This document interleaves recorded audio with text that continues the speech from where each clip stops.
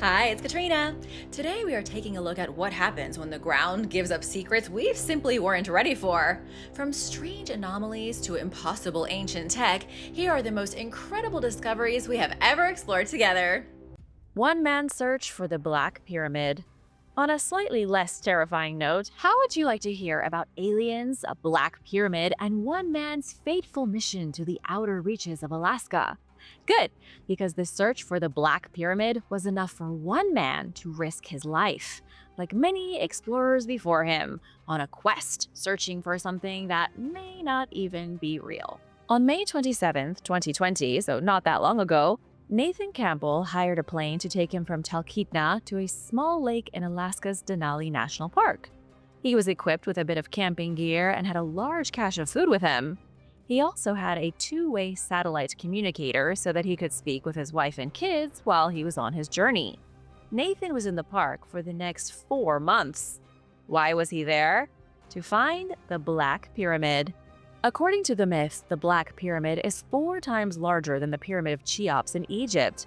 It's also millions of years old, meaning it was made by a civilization that existed long before human beings ever evolved. Conspiracy theorists say that the structure is powerful and that the military is well aware of it. In fact, the US military has been purposely keeping the ancient pyramid a secret. They ensure it's wiped from all satellite images while making sure that nobody ever accidentally stumbles upon it deep in the Alaskan wilderness. Most people don't have the funds or the time to hire a plane to take them far beyond the edge of civilization. And even if they do, they aren't out looking for controversial pyramids. Nathan was an oddball that way. He put everything on the line to confirm the pyramid is out there somewhere. And when I tell you what happened to him, you're going to be speechless. But where did the myth of the pyramid even come from? In 1992, scientists were studying shock waves from underground nuclear tests that were conducted by China. During the investigation, scientists supposedly identified what looked like a pyramid-shaped void of interference 700 feet underneath the surface of Alaska. The conspiracy theory picked up speed when an anonymous retired naval captain agreed to appear on Coast to Coast, a conspiracy theory radio program. He said that during the 1980s, he had worked on secret radar installations across Alaska. During his work, he was always curious about a mysterious power source in the middle of nowhere. It would disrupt his communications, and it was as if a giant battery was in the middle of the icy wilderness, though he never saw it with his own eyes. In the middle of June 2020, Nathan's texts stopped. All communication with his wife was terminated. It's unclear what happened between June and September, but Nathan wasn't there when the plane went to pick him up on September 15th. The National Park Service sent a team to find him, but Nathan was gone. They couldn't find him anywhere. The search team found some moldy clothes, his food storage containers, and his tent, but Nathan himself was never found. It's been almost 4 years, and Nathan is a ghost. Alaska is a very dangerous and wild place, so anything could have happened to him. He could have fallen and injured himself and died, or been eaten by an animal. He could have gotten lost. The possibilities are endless. But there are those who wonder, could he have been abducted? Did he find an entrance to the underground pyramid only to never return? Did he even believe in the Black Pyramid? There are a lot of questions, but what happened to Nathan will probably remain a mystery. Atlantis discovered in Morocco? A computer expert apparently discovered the remains of Atlantis hiding in plain sight. Atlantis has been right under our noses this whole time, and we never saw it. Forget about the explorers who traveled across the seas and scoured the islands and scrutinized historical records. It was computer expert Michael Hubner who finally cracked the case wide open. At least that's what Michael said. Michael's take on Atlantis was pretty unique and surprisingly clever when you think about it. Michael said that Atlantis was hit by a devastating tsunami that destroyed it. But unlike the legends that say Atlantis stayed submerged, the water receded, leaving the ruined city a little soggy but still on dry land. It's a novel idea, right? Michael said that it's exactly why people missed the ruins for so long. Atlantis has always been on dry land, not 6 leagues deep. Michael reached his conclusion by studying Plato's Timaeus and Critias. finding 51 clues about the ancient city. But these clues weren't exactly new. People have known for thousands of years that Atlantis was near the sea, that it was a vast city surrounded by concentric rings, and that it was 3,100 miles from Athens. Plato also said that Atlantis had great mountains. What Michael did was something nobody was able to do until the modern age. He took Plato's clues and put them into a computer program. The computer program then pinpointed all possible locations within 3,100 miles of Athens where Atlantis could have been. Michael ended up settling on the most logical spot, the South Massa Plain, which is situated 100 miles south of Marrakesh in Morocco. Michael's work was sound and makes a lot of sense. The desert basin of South Massa is about 7 miles from the sea. There happens to be a large mound here, sort of like the raised platform at the heart of an ancient city. All around the mound are what look like circular dry riverbeds. From a visual perspective, the desert basin does look like Plato's description of Atlantis. It's plausible that a city did stand here once and that it was overwhelmed by a huge wave. The whole area is prone to earthquakes, which are known for flattening cities and summoning apocalyptic tsunamis. This dry, desolate landscape could have, 12,000 years ago, been the shining glory of Atlantis. Sadly, though, Michael Hubner passed away in 2013. However, his controversial theory lives on as one of the most respected explanations for the mystery of Atlantis. What do you think? Let me know in the comments below. And now for number 10, but first, it's shout-out time! I want to give a big thank you to Patrick Polite for the super thanks! We wouldn't be here without your support, so thank you so much! If you're new here, be sure to subscribe and join the family! Did the Greeks build the Terracotta warriors? New research has suggested something that should be impossible. It turns out that the Greeks may have helped build the legendary Terracotta army in China. But according to mainstream history, the Greeks never went to China. At least, not when the Terracotta warriors were made. This is the merging of two worlds, so you're going to learn a lot in the next couple of minutes. Up until now, it was always believed that Marco Polo, the man who somehow got immortalized as a weird game you play in the pool, was one of the earliest Europeans to reach China. His journey took place in the 13th century, with Marco Polo carrying letters from Pope Gregory X to Kublai Khan of the Mongol Empire. But what if the first contact was made 1,500 years earlier? According to a report from the BBC, the shocking new theory is based on evidence found during excavations at the tomb of China's very first emperor. His name was Qin Shi Huang, the man who unified China under a single ruler for the first time. He lived in the 3rd century BC and founded the Qin dynasty. He began the Great Wall of China and was buried in a vast tomb upon his death in 210 BC. A fun fact is that Qin Shi Huang likely died because of his quest for immortality. He had his alchemists brew him mercury, which he drank, thinking it would give him eternal life. But instead, it probably poisoned and killed him. His tomb is absolutely incredible. It's really something that you'd expect to find in a fantasy TV show, not in real life. Chinese historian Sima Qian wrote that it took 700,000 men to construct the mausoleum. That would mean it took over 7 times the number of men needed to build the Great Pyramid of Giza. Just think about all that work. The mausoleum was lost until 1974, when farmers stumbled upon the life-size terracotta statues of warriors, chariots, and archers. There are more than 8,000 warriors, built to protect the emperor from evil spirits that might try to terrorize him in the afterlife. He was also buried with 40,000 real bronze weapons, just in case. Could the lifeless warriors have been made with help from the Greeks? Li Xiuzhen seems to think so.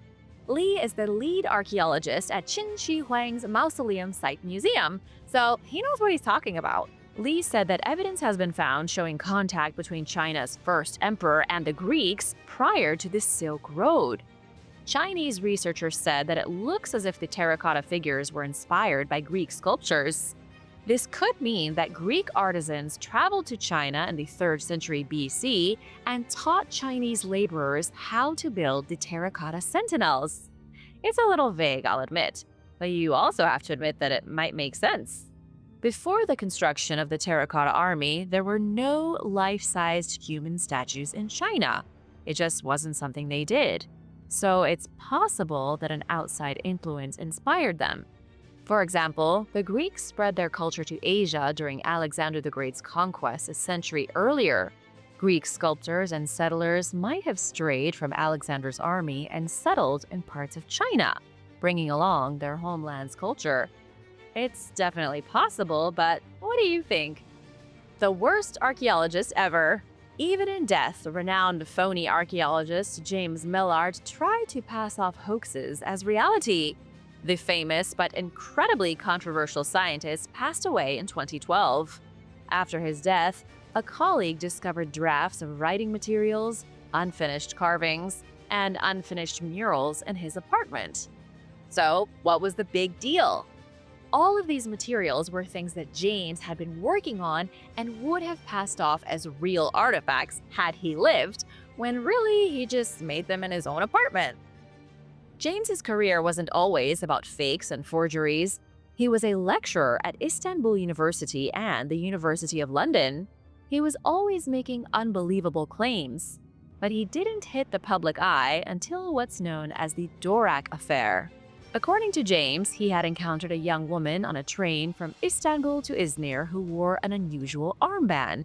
She informed James that the armband came from a collection of antiquities that her family owned. She agreed to show him the treasure, which he identified as being artifacts from the Yortan culture.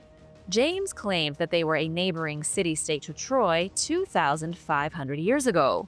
When asked for pictures of the relics, James said no way. It was against family policy to photograph the pieces.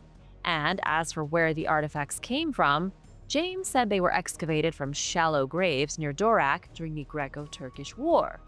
What happened next was outrageous and belongs in a Netflix special. James fabricated a letter sent to him by the woman on the train, giving him permission to publish his findings on her family's treasure. James then published sketches and notes which drew the investigation of the Turkish authorities. Turkish authorities thought that James had smuggled the treasure out of Turkey, which was why he only had sketches and notes. However, it's much more likely that he fabricated the whole thing and that the treasure never existed at all. This was only the start of James's infamy. One time, he claimed that he found a series of beautiful murals at the 9,000-year-old ruin of Çatalhöyük. But before he could take a photograph, the murals crumbled to dust like a vampire that was staked in the heart. Seems pretty suspicious if you ask me. It was more likely that he was painting the murals himself and he hadn't finished them yet. Traces of ancient Egypt in Mexico. A piece of ancient Egypt has been discovered on the other side of the globe in Mexico. At Calixtlahuaca, archaeologists identified a brick altar that was built in the shape of an Egyptian ankh. But how did it get there? The most obvious solution seems to be that the Egyptians made contact with Mesoamerica. The ankh is one of the oldest and most important symbols in the world. The ancient Egyptians used it to represent the key of life. It was a hieroglyphic character that literally translated to the word life. You can see examples of the ankh today etched in tombs and temples across Egypt. Around the 3rd century AD, Christian converts in Egypt changed the old symbol into a Christian symbol. They removed the loop part at the top to form a simple T-shaped cross. The Christian cross is an altered ankh. Don't tell that to anyone at your church, though. So, what is it doing in Mexico? Truthfully, Mexico isn't the only place where this ancient symbol shows up. It's been found in Minoan sites, on the island of Cyprus, and in ruins across Asia Minor. Some cultures use it to identify the planet Venus, and some alchemists use it to identify the metal copper. Calixtlahuaca, or at least the ground it's built upon, has one of the richest histories of any ancient city in Mexico. 200 years ago, Spanish historians were already trying to piece together its origin. Ancient nomads likely settled in the region around 640 BC. They were the descendants of an even older group of hunter-gatherers known as the Otomi, who congregated near a lake that is currently dried and empty. Then the Matlazinca showed up and built a small settlement. They fell under the influence of the Toltec culture and were subsequently conquered by the Mexicas, who were in turn conquered by the Aztec in 1476. I told you, it's a long history. I just condensed 3,000 years of culture into just a few sentences. The Aztec were the ones who destroyed the previous city and built a new one upon its bones, which they called Calixtlahuaca. This new city became the capital of minor Aztec kings who controlled the Toluca Valley. But things didn't go great for very long. The Matlazinca I mentioned earlier, the ones who built the first small settlement, weren't entirely gone. The Matlazinca are indigenous to the Toluca Valley, and they wanted the Aztec out of their ancestral lands. In 1510, they tried and failed to kick them out, resulting in King Moctezuma II ordering Calixtlahuaca to be destroyed. These days, the city is in ruins. One of the ruins is the brick altar I mentioned at the beginning, built exactly like an Egyptian ankh. So, did the Aztec copy the Egyptians or dream this thing up all on their own? What's even more mysterious is that the Calixtlahuaca head was discovered here. It's a small terracotta head that was found in 1933, and it appears to be Roman in origin. The head looks exactly like the head of a Roman person, and nothing like anything else that's ever been found in Mexico. The head and the ankh were found in the same city. Surely that's not a coincidence. Romeo Christov from the University of New Mexico assessed the case in 2001. He argued that a ship, possibly Roman or Phoenician, maybe even Arabian, reached Mexico in the 6th century BC. And this could explain the weirdness of Calixtlahuaca. What do you think? Is this possible? Let me know in the comments below. How humans really came across the Atlantic. Mainstream archaeology might be lying to you about something. Have you ever heard of the Solutrean hypothesis? It suggests that the first humans to arrive in the Americas came by boat. It's a theory that could be a reality, yet it's so controversial that very few scientists are even talking about it. Let me break down the theory piece by piece, starting with what the accepted science is. The current explanation that they teach in classrooms is that humans walked across the Bering Strait when it was frozen somewhere around 15,500 years ago. Talk about a hike. The exact date for when this happened is changing all the time, so don't put much stock in it. Discoveries have been found placing humans in North America at least 23,000 years ago, possibly even 30,000 years ago. Humans embarked on the biggest pilgrimage, arrived in North America, and then slowly kept walking until they ran out of land. This took thousands of years, but eventually people of all different shades and cultures were spread across the Americas from the Inuit to the Inca. But this might be completely wrong. The Solutrean hypothesis claims that instead of strapping on their hiking boots and crossing over from the north and walking down south, early settlers to North America used primitive boats and traveled along pack ice, sheets of floating ice. They were able to reach North America, probably somewhere in the north, then follow the coastline to a warmer climate. From an unbiased standpoint, it could go either way. There is evidence of both, with each hypothesis sounding extremely convincing. And you know what? Maybe it was both. Maybe some people did walk and others came by boat. To me, it wouldn't be that shocking, but to some, it's extremely controversial. So what do you think? Let me know in the comments, because I'd love to know. The mummified fetus of an alien. A creepy mummy with an elongated skull has been discovered in Colombia. It's either a dead alien or a tiny humanoid that lived in a cave in the jungle. Whatever the answer is, it's pretty creepy. The mysterious fetal mummy has slanted eyes, 10 ribs instead of 12 on each side of its body, and a skull oblong enough to be mistaken for a football. Photos of the skeleton were sent to reporter Josep Guijarro. Supposedly, the remains were found in a cave on a remote mountain called the Hill of the Dwarves. There is no sign of an umbilical cord, strongly suggesting that it's not human. It looks incredibly similar to two different alleged aliens, both of which you've likely heard of before. The Colombian mummy looks like the baby version of the alien mummies that were presented to Mexico's Congress last September in 2023. It also looks like the Atacama mummy found in Chile, which scientists say is a mummified fetus, not an alien. But some are skeptical. They say the specimen is probably a stillborn baby that's been mummified by some freak accident. Others believe the remains are from a race of tiny humanoids that once lived across South America. UFO hunter Ramon Navia Osorio Villar said this small race of beings lived in jungle caves. They were known by the Aymara tribe, who said the beings lived in peace before the arrival of the Spanish. The Aymara have known about the tiny humanoids for the last 8 centuries. They supposedly lived in Colombia, Argentina, Peru, and Bolivia. So, what do you think? Could this be an entirely different race of humans? Or, if what the UFO hunters and conspiracy theorists are saying is true, it means that creatures the size of fairies really existed. Although, I guess if they had to live somewhere, it makes sense that they were in the Amazon jungle. The secrets of the cursed tablet. Let's discuss something controversial now that doesn't involve somebody going missing or being murdered. But don't worry, more scary stuff is coming later.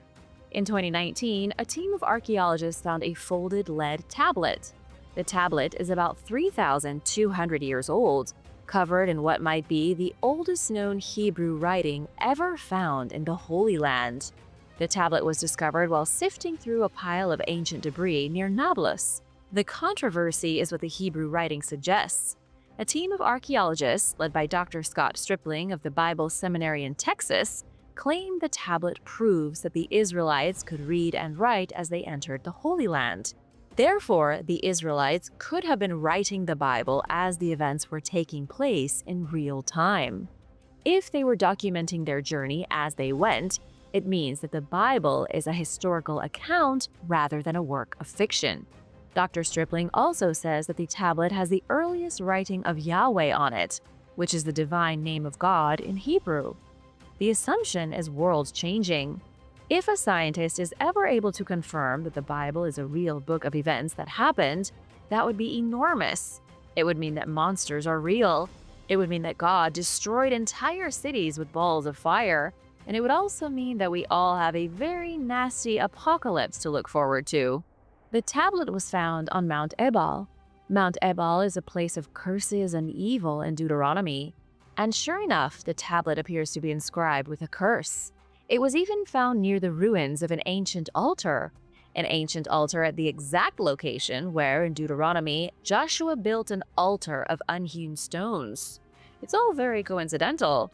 But scientists like Professor Christopher Ralston are not convinced. Christopher, an expert in ancient Semitic languages from George Washington University, was dubious from the second he heard about the discovery, mostly because Dr. Stripling's team didn't peer review their study. They made a bunch of assumptions and then announced what they felt to be true without other scientists checking their work. Ralston said facts are facts, but Stripling's article didn't deliver on the facts. Instead, it delivers long spiels and heaps of speculation. At the end of the day, it boils down to scientists not agreeing. Does this cursed tablet prove that the Bible was written by literate Israelites over 3 millennia ago? Maybe or maybe not. Without a peer-reviewed study confirming what's even said on the tablet, it's all just hearsay. What's hiding in the Azores? 1,000 miles from the coast of Europe, just before hitting the 1/3 mark to America, you can find the stunning Azores Islands. They belong to Portugal as of right now, but belonged to nobody at all until the 15th century. There was no official record of any human living on these islands prior to their discovery by the Portuguese. However, a new controversial theory could change everything. Experts think there could be ancient ruins on the Azores Islands that nobody has ever found before. I'm talking about real experts here, including the president of the Portuguese Association of Archaeological Research, Dr. Nuno Ribeiro. Nuno said rock art, man-made structures, and other remnants prove a civilization dominated the islands thousands of years before the Portuguese found it. He's been saying it since 2010, with mainstream archaeologists largely ignoring him. It was such a contentious subject in Portugal that the government had to establish a commission to investigate. And what do you suppose that commission found? In 2013, the official commission from the Portuguese government declared that there are no ancient remnants on the Azores Islands. Any perceived remnants of an ancient culture are nothing more than natural rock formations mistaken for artificial structures.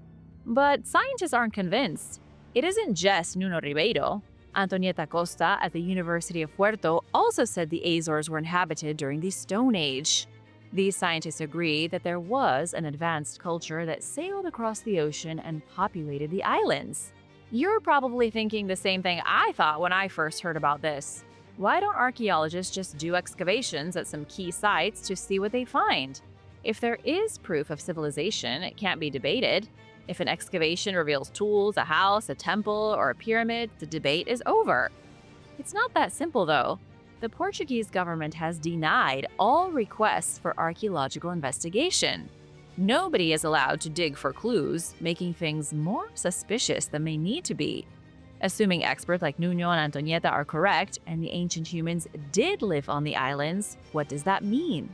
One suggestion is that there was a trading route from Europe to North America 2,000 years ago. It's an idea that's been floating around since 1778.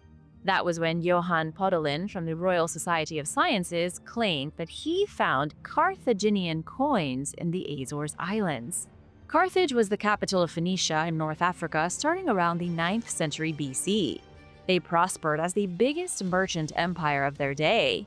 It's possible that the Phoenicians established settlements in the Azores to trade with ancient cultures as far away as North America. You can think of the Azores as a sort of stepping stone or a stopover on the journey to America. Alien statues in Antarctica? What does this look like to you? A face, right? It looks like a huge grimacing face buried in the snow, its mouth agape and its nose just barely visible. This picture was taken from Google Earth, showing what might just be evidence of a lost civilization buried beneath the snow in Antarctica. Only the face can be seen, suggesting there could be an entire body attached to the face and buried dozens of feet under the snow, ice, and rock. There could even be more alien faces carved in the stone nearby. But until global warming kicks it up a notch, you and I won't be able to see them on Google Earth. The other alien statues will remain buried under thousands of years of accumulated snow. But what are the experts saying? They are calling it a bonkers conspiracy theory.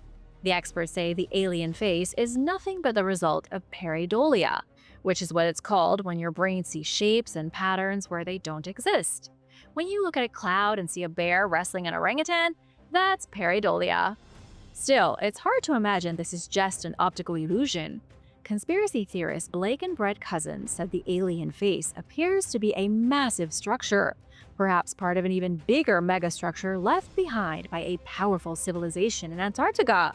And if there's one, there are undoubtedly many. It could be that one day soon, scientists find Antarctica to be covered with statues, like Easter Island. The most controversial stones in the world. The Ica stones prove that humans lived alongside dinosaurs. These stones are among the most mysterious artifacts in the world. But are they legitimate? The controversial stones were uncovered in Peru. They were found to be etched in strange petroglyphs of creatures that are obviously dinosaurs. More than that, the stones are covered in petroglyphs of men watching the sky with binoculars. They show the use of electromagnetic energy, and there are even images of pyramids on them. As a whole, the collection is impossible to explain. Actually, I'll let you be the judge of what's impossible. The stones initially were found by farmers in Peru in 1961. They didn't make global headlines until 1966, when one of the Ica stones made it into the hands of Dr. Javier Cabrera Darquea. He was given one as a birthday gift. I want one for my birthday. When Dr. Cabrera investigated further, he was shocked.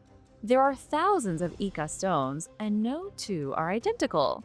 Some are big and others are small. They all have a weird picture carved into them that makes a mockery of what humans know about time. There are even images of dinosaurs hanging out with people. But how does that make any sense? In 2013, Spanish scientists at the Autonomous University of Madrid carbon dated the stones to between 60,000 and 100,000 years old. They clearly weren't made during the age of dinosaurs. About 66 million years too late for that. But then, how are there images on these stones of primitive jawless fish that haven't been around for 200 million years? Why are there images carved on the stones of people performing a blood transfusion, or another of an organ transplant? Most experts say it's a hoax.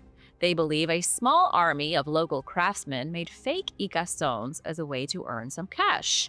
But there may also be some real Ica stones mixed in with the fake ones, from which the locals originally got their inspiration.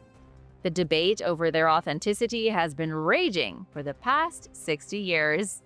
The Lost White Tribe. One of the most controversial scientists in human history was Johann Blumenbach, a German anatomist from the 18th century. He had a personal collection of 250 skulls, from which he claimed to have discovered 5 distinct varieties of humans. It was Johann's bizarre scientific beliefs that kicked off an epidemic of global racism. This was the guy who came up with the word Caucasian. In 1795, Blumenbach announced his theories. He believed that the different races had similar levels of intelligence and character. It was their physical perfection that he was concerned with. That perfection centered on the skull of a nameless Georgian woman that was discovered in the Caucasus. The skull was taken from the woman's grave with little information about how or why. He probably stole it. Blumenbach was so obsessed with the skull that he made it the center of what he started to call the Caucasian race, which became the epitome of whiteness. He said that it was the most perfect skull in his whole collection. Believe it or not, I haven't even started with the weird stuff. And yes, there are going to be some Nazis coming up. Blumenbach believed that Caucasians were the original type of human, but that they degenerated into other racial forms after migrating from their ancestral home. Keep in mind that this has been disproven, but in the 1700s, people believed just about anything scientists told them. His theory was that an ancient race of white tribesmen lived in the Caucasus Mountains and then started migrating to places like Africa, India, Persia, and Asia. When humans encountered new climates, they started to change. Their skin changed, their traditions changed, and their language changed. Blumenbach even used the Bible to back up his claims. The Bible says that when the Great Flood ended, Noah's Ark came to rest on Mount Ararat in Central Asia. The first post-flood city in the world was built in Turkey, and from there, humans started populating other regions of the world. This meshed with his theory, and because it was biblical, people were more likely to believe it. Soon, these original white tribes had been given a name. People called them the Aryans. Cue the ominous music. Scientists across Europe started repeating Blumenbach's theories, all based on nothing but the Bible and his weird collection of human heads. It became known as the Hamitic hypothesis in Africa, named after Noah's son Ham. In Europe, it was called the Nordic race theory. In the early 1900s, the rising Nazi Party of Germany clung to this theory. While not directly responsible, Blumenbach's false and downright dangerous ideas helped inspire the ideology of those behind the Holocaust. It doesn't get much more controversial than that. And sadly, there's still more to cover. The disturbing ideology didn't end with the Nazis. It's still around today, especially in Africa. In 1994, Rwandan genocide was the result of a bizarre belief that the Tutsi were of Caucasian ancestry and the Hutus were the degenerative race, which gave the Tutsi racial superiority. Between 1965 and 1979, the apartheid government of Rhodesia tried to say that white settlers in Africa thousands of years ago built the site of Great Zimbabwe, and archaeologists who debated them were exiled from the country. Sometimes the most controversial discoveries can turn into seriously dangerous ideologies that change the world. The 1,200-year-old telephone. 1,200 years ago, a mighty civilization in Peru invented something you and I still use on a daily basis, or all the time. It's been one of the most important inventions in human history. Yet nobody had imagined that this thing, this crucial part of modern life, was made by such an ancient culture. I'm talking about the telephone, the very device that you might be watching this video on right now. Archaeologists found the remains of a very old telephone in the ruins of Chan Chan, the abandoned coastal city of the Chimu people. The Chimu was an incredible culture. Their beautiful capital of Chanchan, or Sun in English, was a sprawling metropolis of mud brick buildings. It's still considered the largest adobe site on the planet. At its height around the year 1200 AD, it was the biggest city in South America. Over 100,000 people lived inside its walls. The ruins are in such rough shape these days that it's difficult to imagine what life was like in the Grand Chimu capital. There must have been bustling markets and towering palaces. When they were conquered by the Inca in 1470, the Chimu culture faded away, but they aren't forgotten. Scientists know that Chimu came up with some of the greatest inventions of the ancient world. This telephone is a perfect example of their ingenuity. Ramiro Matos of the National Museum of the American Indian said it's the only one of its kind ever discovered. Not even the Egyptians had telephones. Here it is, the picture taken from the Smithsonian National Museum of the American Indian. If the first thing that comes to mind is those silly string telephones you used to build as a kid, that's precisely right. It's a rudimentary communication device that predates the earliest telephone research from 1833. Researchers haven't been able to test the actual relic because it's so old and fragile. The Chimu made it using 2 hollowed gourds attached to a very long string. Experts at the Smithsonian think it worked just like an early string telephone. You spoke into the gourd and the person on the other end held the other gourd to their ear and listened to the speaker's voice. Ramiro Matos said it was likely designed specifically for elite members of society. Some king or high-level official would have used it to boss around their slaves somewhere else in the palace. One question still remains. How did the Chimu figure out telephone technology 1,000 years before another civilization figured it out? If that's not advanced, I don't know what is. Dinosaurs and the Khmer Empire. I would love to believe that in the 12th century the Khmer Empire had stables full of dinosaurs. Forget about horses. Khmer warriors rode stegosauruses into battle. There's even proof of it at the temple monastery of Ta Prohm in Cambodia. The temple was constructed under the orders of Jayavarman VII in honor of his mother. It was a very sweet thing for the king to do, building such a grand temple to cherish his mother's memory. The temple is decorated in many bas-reliefs of animals and mythical beasts. Most of the animals are pretty common creatures like lizards and boars and water buffalo. But one of the animals isn't so common. On one of the columns is the image of what is unmistakably a stegosaurus. It's hard not to see a stegosaurus when you look at this bas-relief. Many believe the ancient carving is proof that dinosaurs coexisted with humans. But is it really? Mainstream scientists dismiss the fringe theories altogether and say the stegosaurus is in fact a rhinoceros. I don't know about you, but I've never seen a rhinoceros with dinosaur spikes on its back. Maybe the artist did a poor job. Maybe it's a modern hoax. Or maybe this world is not as it appears. Perhaps dinosaurs still thrived in the jungles of Southeast Asia before the Khmer Empire crumbled in the 15th century. But most likely, probably not. Star holes. There are some very strange and very precise holes carved into ancient rock. Star holes, sometimes called pentagonal holes, are so smooth and perfect they seem modern. They've been discovered across North America and nobody can figure out what they are. Do these strange holes represent a fantastic technology used by Native Americans? Or were the mysterious holes left long before humans walked the earth? One of the best places to see star holes is at the Flint Quarry in Monson, Massachusetts.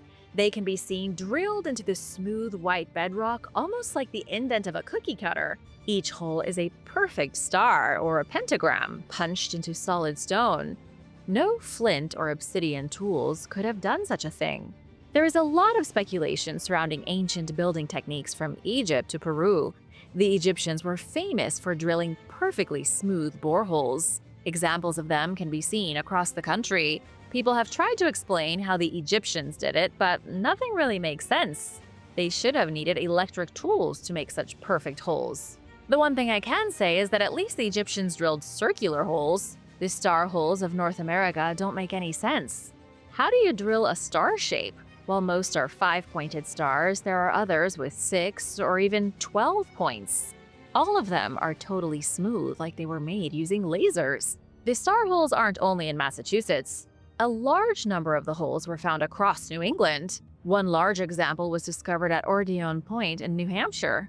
Another star hole was found blasted into a glacial erratic, a type of rock, in the Johnstown Forest. On a large boulder in Cape Cod, covered in years and years of bat guano, there is another unmistakable star hole. Another thing about the advanced drill holes of ancient Egypt and Peru is that there, the holes can be found on building blocks for monuments. In North America, the star holes are on random blocks of stone that don't appear to have been used for anything.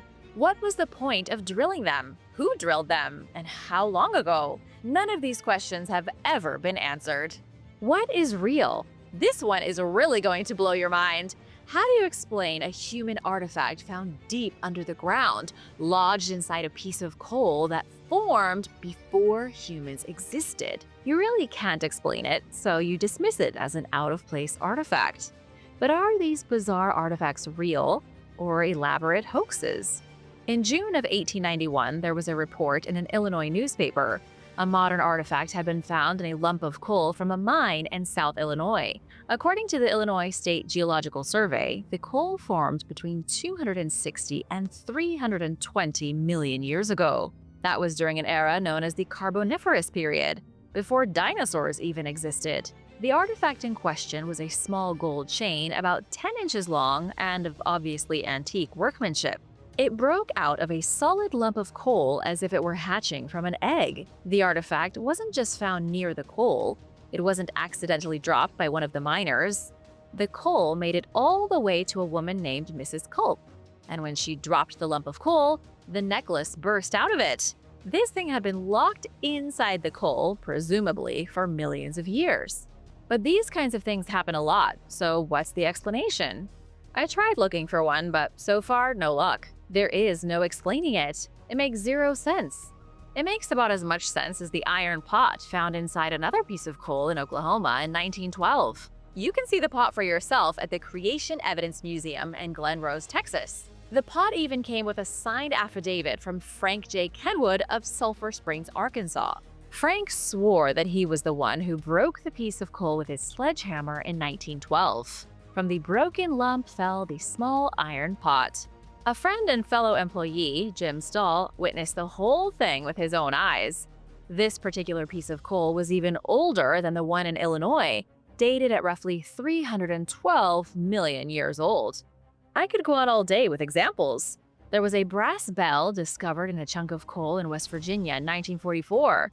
The bell is said to be 300 million years old and has a Hindu deity carved on top of it. Try to make sense of that one. Or try to make sense of the Indian pipe holder discovered in England in 1852. The artifact was found during a blast in Dorchester, blown out of solid putting stone 15 feet deep. Even though it was buried way underground and stuck in the solid rock, the artifact was identical to pipe holders made in India in the 19th century. Unless it teleported from the factory floor in India to inside a solid rock in England, I see no logical explanation. Do you? If you don't, join the club. Taken individually, these stories can be dismissed as accidental phenomena. But when you look at them all at once, it seems that something unusual is going on. Why do you think these artifacts keep popping up like this? And now for a quick break because it's shout-out time! I want to give a big thank you to Crystals4092 and Mario Villarreal for supporting this channel. We wouldn't be here without you guys. Be sure to subscribe if you haven't already for more videos like this. The oldest structure in the world. I have a question for you. When do you think the oldest log cabin in the world was built? Was it a lumberjack settler in the 17th century with a grizzled beard and a bit of plaid? Or was it an indigenous group 13,000 years ago wearing nothing but loincloths? Sorry, but neither of those answers come close to the truth. Scientists in Zambia have discovered what appears to be the oldest wooden structure on the planet. The scientists found evidence of a log cabin that was built 476,000 years ago. That's over 100 times older than the oldest pyramids in Egypt. The amazing discovery was made thanks to scientists at the University of Liverpool. Professor Larry Barham led the excavations at Kalambo Falls in Zambia in Africa. It's an area rich in prehistoric material, including evidence of human habitation throughout the Stone Age and into modern times. Nobody expected to find evidence of a house, an actual wooden house from almost 500,000 years ago. Along with the house, archaeologists found wooden tools, such as a wedge, a digging implement, and a notched branch. All evidence points to very early hominins having basic understanding of architecture. Do you know when modern humans appeared in the evolutionary timeline? I'll give you a hint. It wasn't 476,000 years ago. Modern Homo sapiens have only existed, according to all scientific evidence currently known, for 350,000 years. Whoever built this log cabin in Africa wasn't human as we know it. They could have only belonged to an even older species of hominin. That's as far as the discovery goes for now. Archaeologists have proof of a house built by an unknown creature that clearly possessed superior knowledge. Did humans walk with dinosaurs? This is a big question, and the answer could come as a huge surprise.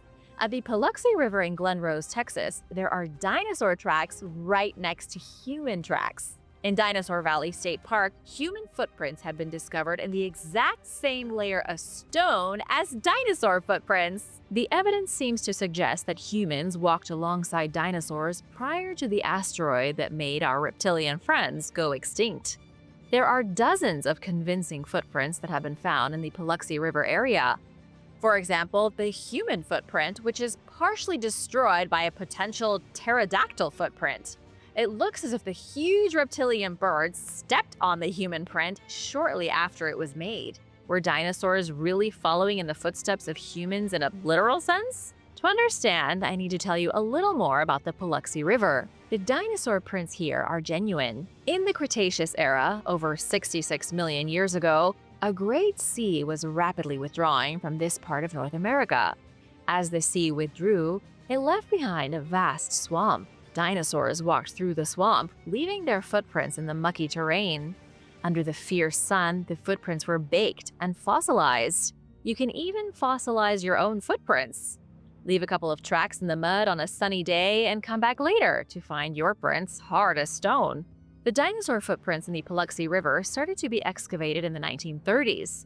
Most were taken to the American Museum of Natural History. The river is a little fickle. Sometimes it floods, sometimes it goes completely dry. When the river is dry, you can walk along its bottom and find yourself saber-toothed cat tracks and dinosaur tracks, and maybe some human tracks. The reason I say maybe is that experts are torn on the subject. Creationists believe that certain tracks found here were definitely made by humans 120 million years ago. Paleontologists don't think that's true. Many scientists have dismissed the alleged human tracks as nothing but elongated dinosaur footprints. One of the most contested sets of tracks is the Taylor Trail. The trail does look as if a person made the footprints while walking across the swamp. However, scientists think the prints came from a dinosaur with suspiciously human-like feet.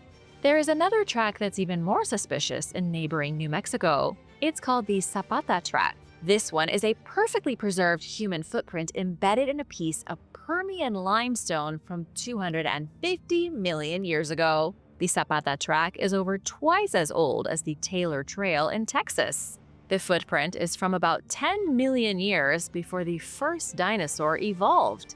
If this track is real, it proves that humans were on Earth before dinosaurs. It's not even that tough to imagine. If huge lumbering lizards as tall as skyscrapers could evolve, so could humans. Did medieval Asia and Britain interact? Two coins that don't make any sense were discovered at two separate sites in England. The mysterious coins from nearly 1,000 years ago represent a previously unknown link between medieval Asia and medieval Britain. What were these two cultures up to? The first mysterious coin was discovered in 2018 in Cheshire. It was the very first Chinese coin from the Northern Song dynasty ever found in England. Now, a second one has been found in a field near Petersfield. Dr. Caitlin Green from the University of Cambridge said one of the coins was found 20 miles from where the only medieval piece of imported medieval Chinese pottery in England was discovered. There must be some sort of correlation. These coins could prove there was a lot more travel back and forth between Britain and China than previously thought. Marco Polo became the first famous European to travel through Asia in the 13th century, but these coins were minted around 1068 AD, meaning there was already trade going on. Similarly dated English coins have even been found as far away as Vietnam. So, did they have a closer relationship than we think? Let me know in the comments. Why is Maya plaster so strong? There is a mystery to solve when it comes to Mayan engineering. Specifically, how they managed to make such magnificently strong plaster. You've most likely heard of Roman concrete before and how it was even better than modern concrete, even though it was invented 2,000 years ago. There is a similar phenomenon with Maya lime plaster. Scientists have always wondered how ancient Mayan structures have survived so long in the humid jungles of Mexico and Central America. Now, a group of researchers from the University of Granada think they've figured it out. It should not be underestimated how strong the sun is in places like Guatemala and Honduras. The tropical humidity and blazing sunlight is enough to ruin even the most high-tech buildings if they go unmaintained for decades. But in Honduras's Copan Valley, there are still Maya structures standing that were built in the 5th century AD. These structures aren't just standing, but standing proudly and hardly damaged. Don't think for a second that this is a widespread thing in Mesoamerica. Aztec structures that were built in central Mexico centuries after the Maya of Honduras were gone have crumbled. The Maya did something that made their buildings far stronger than those of the Aztec, even though they were much older. Scientists traveled to the Copan archaeological zone and took samples from the ancient city. They also consulted modern Maya descendants who still live in the area. The results of this study showed that certain types of biological material helped create an insoluble lime plaster. The Maya used sap from the Thhe tree to create plaster that was nearly indestructible. But here's the deal. The Maya weren't the first ones to come up with limestone plaster. Almost every civilization figured out how to use plaster. Take a bit of limestone, heat it to 1,000 degrees Fahrenheit, then mix with water. It's a simple procedure, but the Maya went a step further and added sap. Adding just one single extra ingredient made a significant difference. It's why the Maya buildings are still standing, while many Aztec ruins are crumbled. A mace out of place. A weapon you typically only see in RPG games was just discovered by amateur archaeologists in Poland. It turned out to be a baffling discovery because the weapon is 3,000 years old and doesn't belong to any known culture. This awesome weapon is a mace, a giant spiky piece of metal attached to a stick. It's a weapon as old as war itself. And although these may have been used in Poland during the Bronze Age, this particular type wasn't. It looks as if it came from the Middle East. Scientists are trying to figure out how it ended up buried near Dukla. Amateur archaeologists weren't looking for ancient treasure, so they were pretty astounded by what they found. They initially went looking for artifacts from World War II.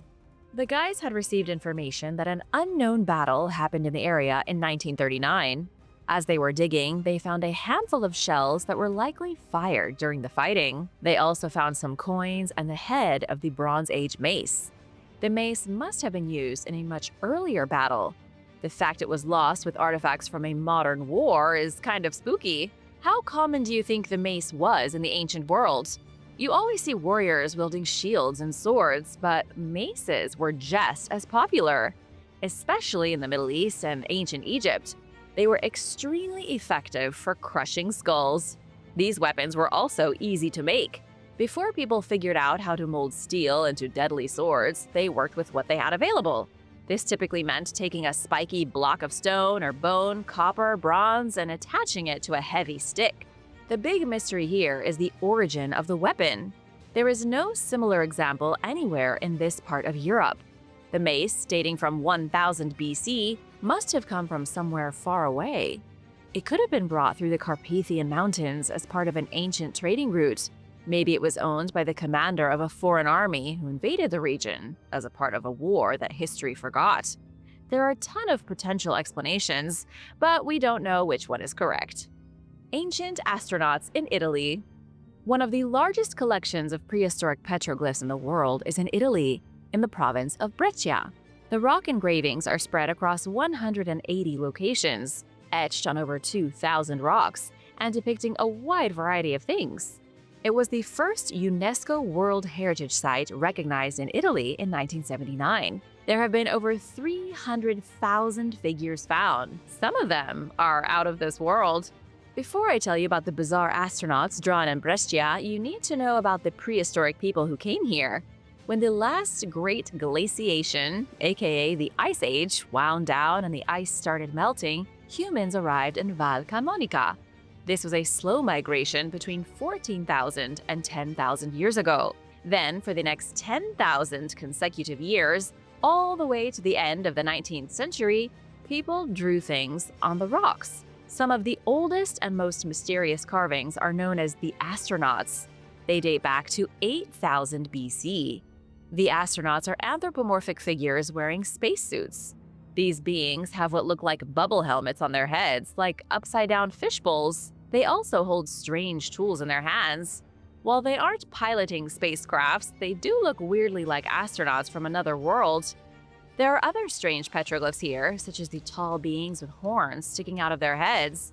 They look like horned giants and are strikingly similar to other petroglyphs found across the ocean in North America. The Botched Jesus. I'm going to show you a picture that does not belong in any version of history anywhere. Yet here it is. The image is from the Associated Press. On the left side is the Ecce Homo fresco of Jesus Christ, badly damaged. On the right side is the restored version. What do you think? Did the artist capture the feeling of the original? Or is this the most botched restoration job in history? It was a mistake so incredible that people called it unholy. But in a weird twist of events, the botched restoration job turned a small town into the new must-see tourist destination. It all started in 2012 with amateur, and I do stress amateur, art restorer Cecilia Jimenez. Cecilia is from the small Spanish village of Borja. She wanted to fix the badly damaged face of Jesus Christ, which was painted in 1930 by Elias Garcia Martinez. When she was done, well, you've already seen the picture. There's no need to besmirch Cecilia's efforts further. Though I will say the botched job went viral, with thousands of people comparing it to a blurry potato or a monkey. 4 years later, in 2016, the town was flooded with tourists. Over 160,000 visitors arrived at the Sanctuary of Mercy Church. They all wanted to feast their eyes on the botched restoration. They couldn't get enough of the mugs and wine bottles and even teddy bears featuring Jesus Christ's blurry potato face. Locals got rich slinging all the merch they could produce. The moral of the story is that, actually, there really isn't much of a moral here. One woman's tragic art skills destroyed a religious painting and the locals got rich for it. Historians are going to find the updated Ecce Homo fresco in 1,000 years and wonder what in the world happened. The robot statues. The Maya were pretty advanced, but could they also have figured out robots? To understand, I must take you to the ruins of Oshkintok, located about 60 miles from the Mexican city of Mérida. Most of the city is completely destroyed. In fact, many of the buildings are so destroyed they look as if they were flattened by some great hydraulic press. They sort of look like a giant stepped on them, crumbling the buildings like an empty can under the foot. Nobody knows quite what happened to cause the destruction here. It's been suggested there was a flood, perhaps a giant tsunami that washed away the buildings or left the temples in tatters. The real mystery was found in a small courtyard outside the center of the city. Here was discovered a fragmented temple and its broken columns. The columns were carved with figures that are not common in the world of the Maya. To be blunt, they look like robots. When you go from city to city investigating ancient Maya ruins, you get a feel for what's normal. The figures carved into the columns at Oshkintok look so strange that they might not even be Mayan. Some of the statues were transported to the Anthropological Museum in Mexico City. Others were taken to the Natural History Museum in Mérida. All of them look like they were wearing protective armor. Archaeologists think they could be guards or warriors, but many people have noted how they are shaped like primitive robots. They have bulging eyes that suggest they were wearing goggles. One has the typical square head of a 1950s toy robot. There is a theory as to how these figures arrived at Oshkintok. Prepare yourself because it goes right into the realm of the weird. It has been suggested by some experts, including award-winning podcast producer Cliff Dunning, that the figures were in this city before the Maya arrived. It could be that the figures were carved by a different culture in a different era, a totally unknown historical epoch in which Mexico was populated by a more advanced society.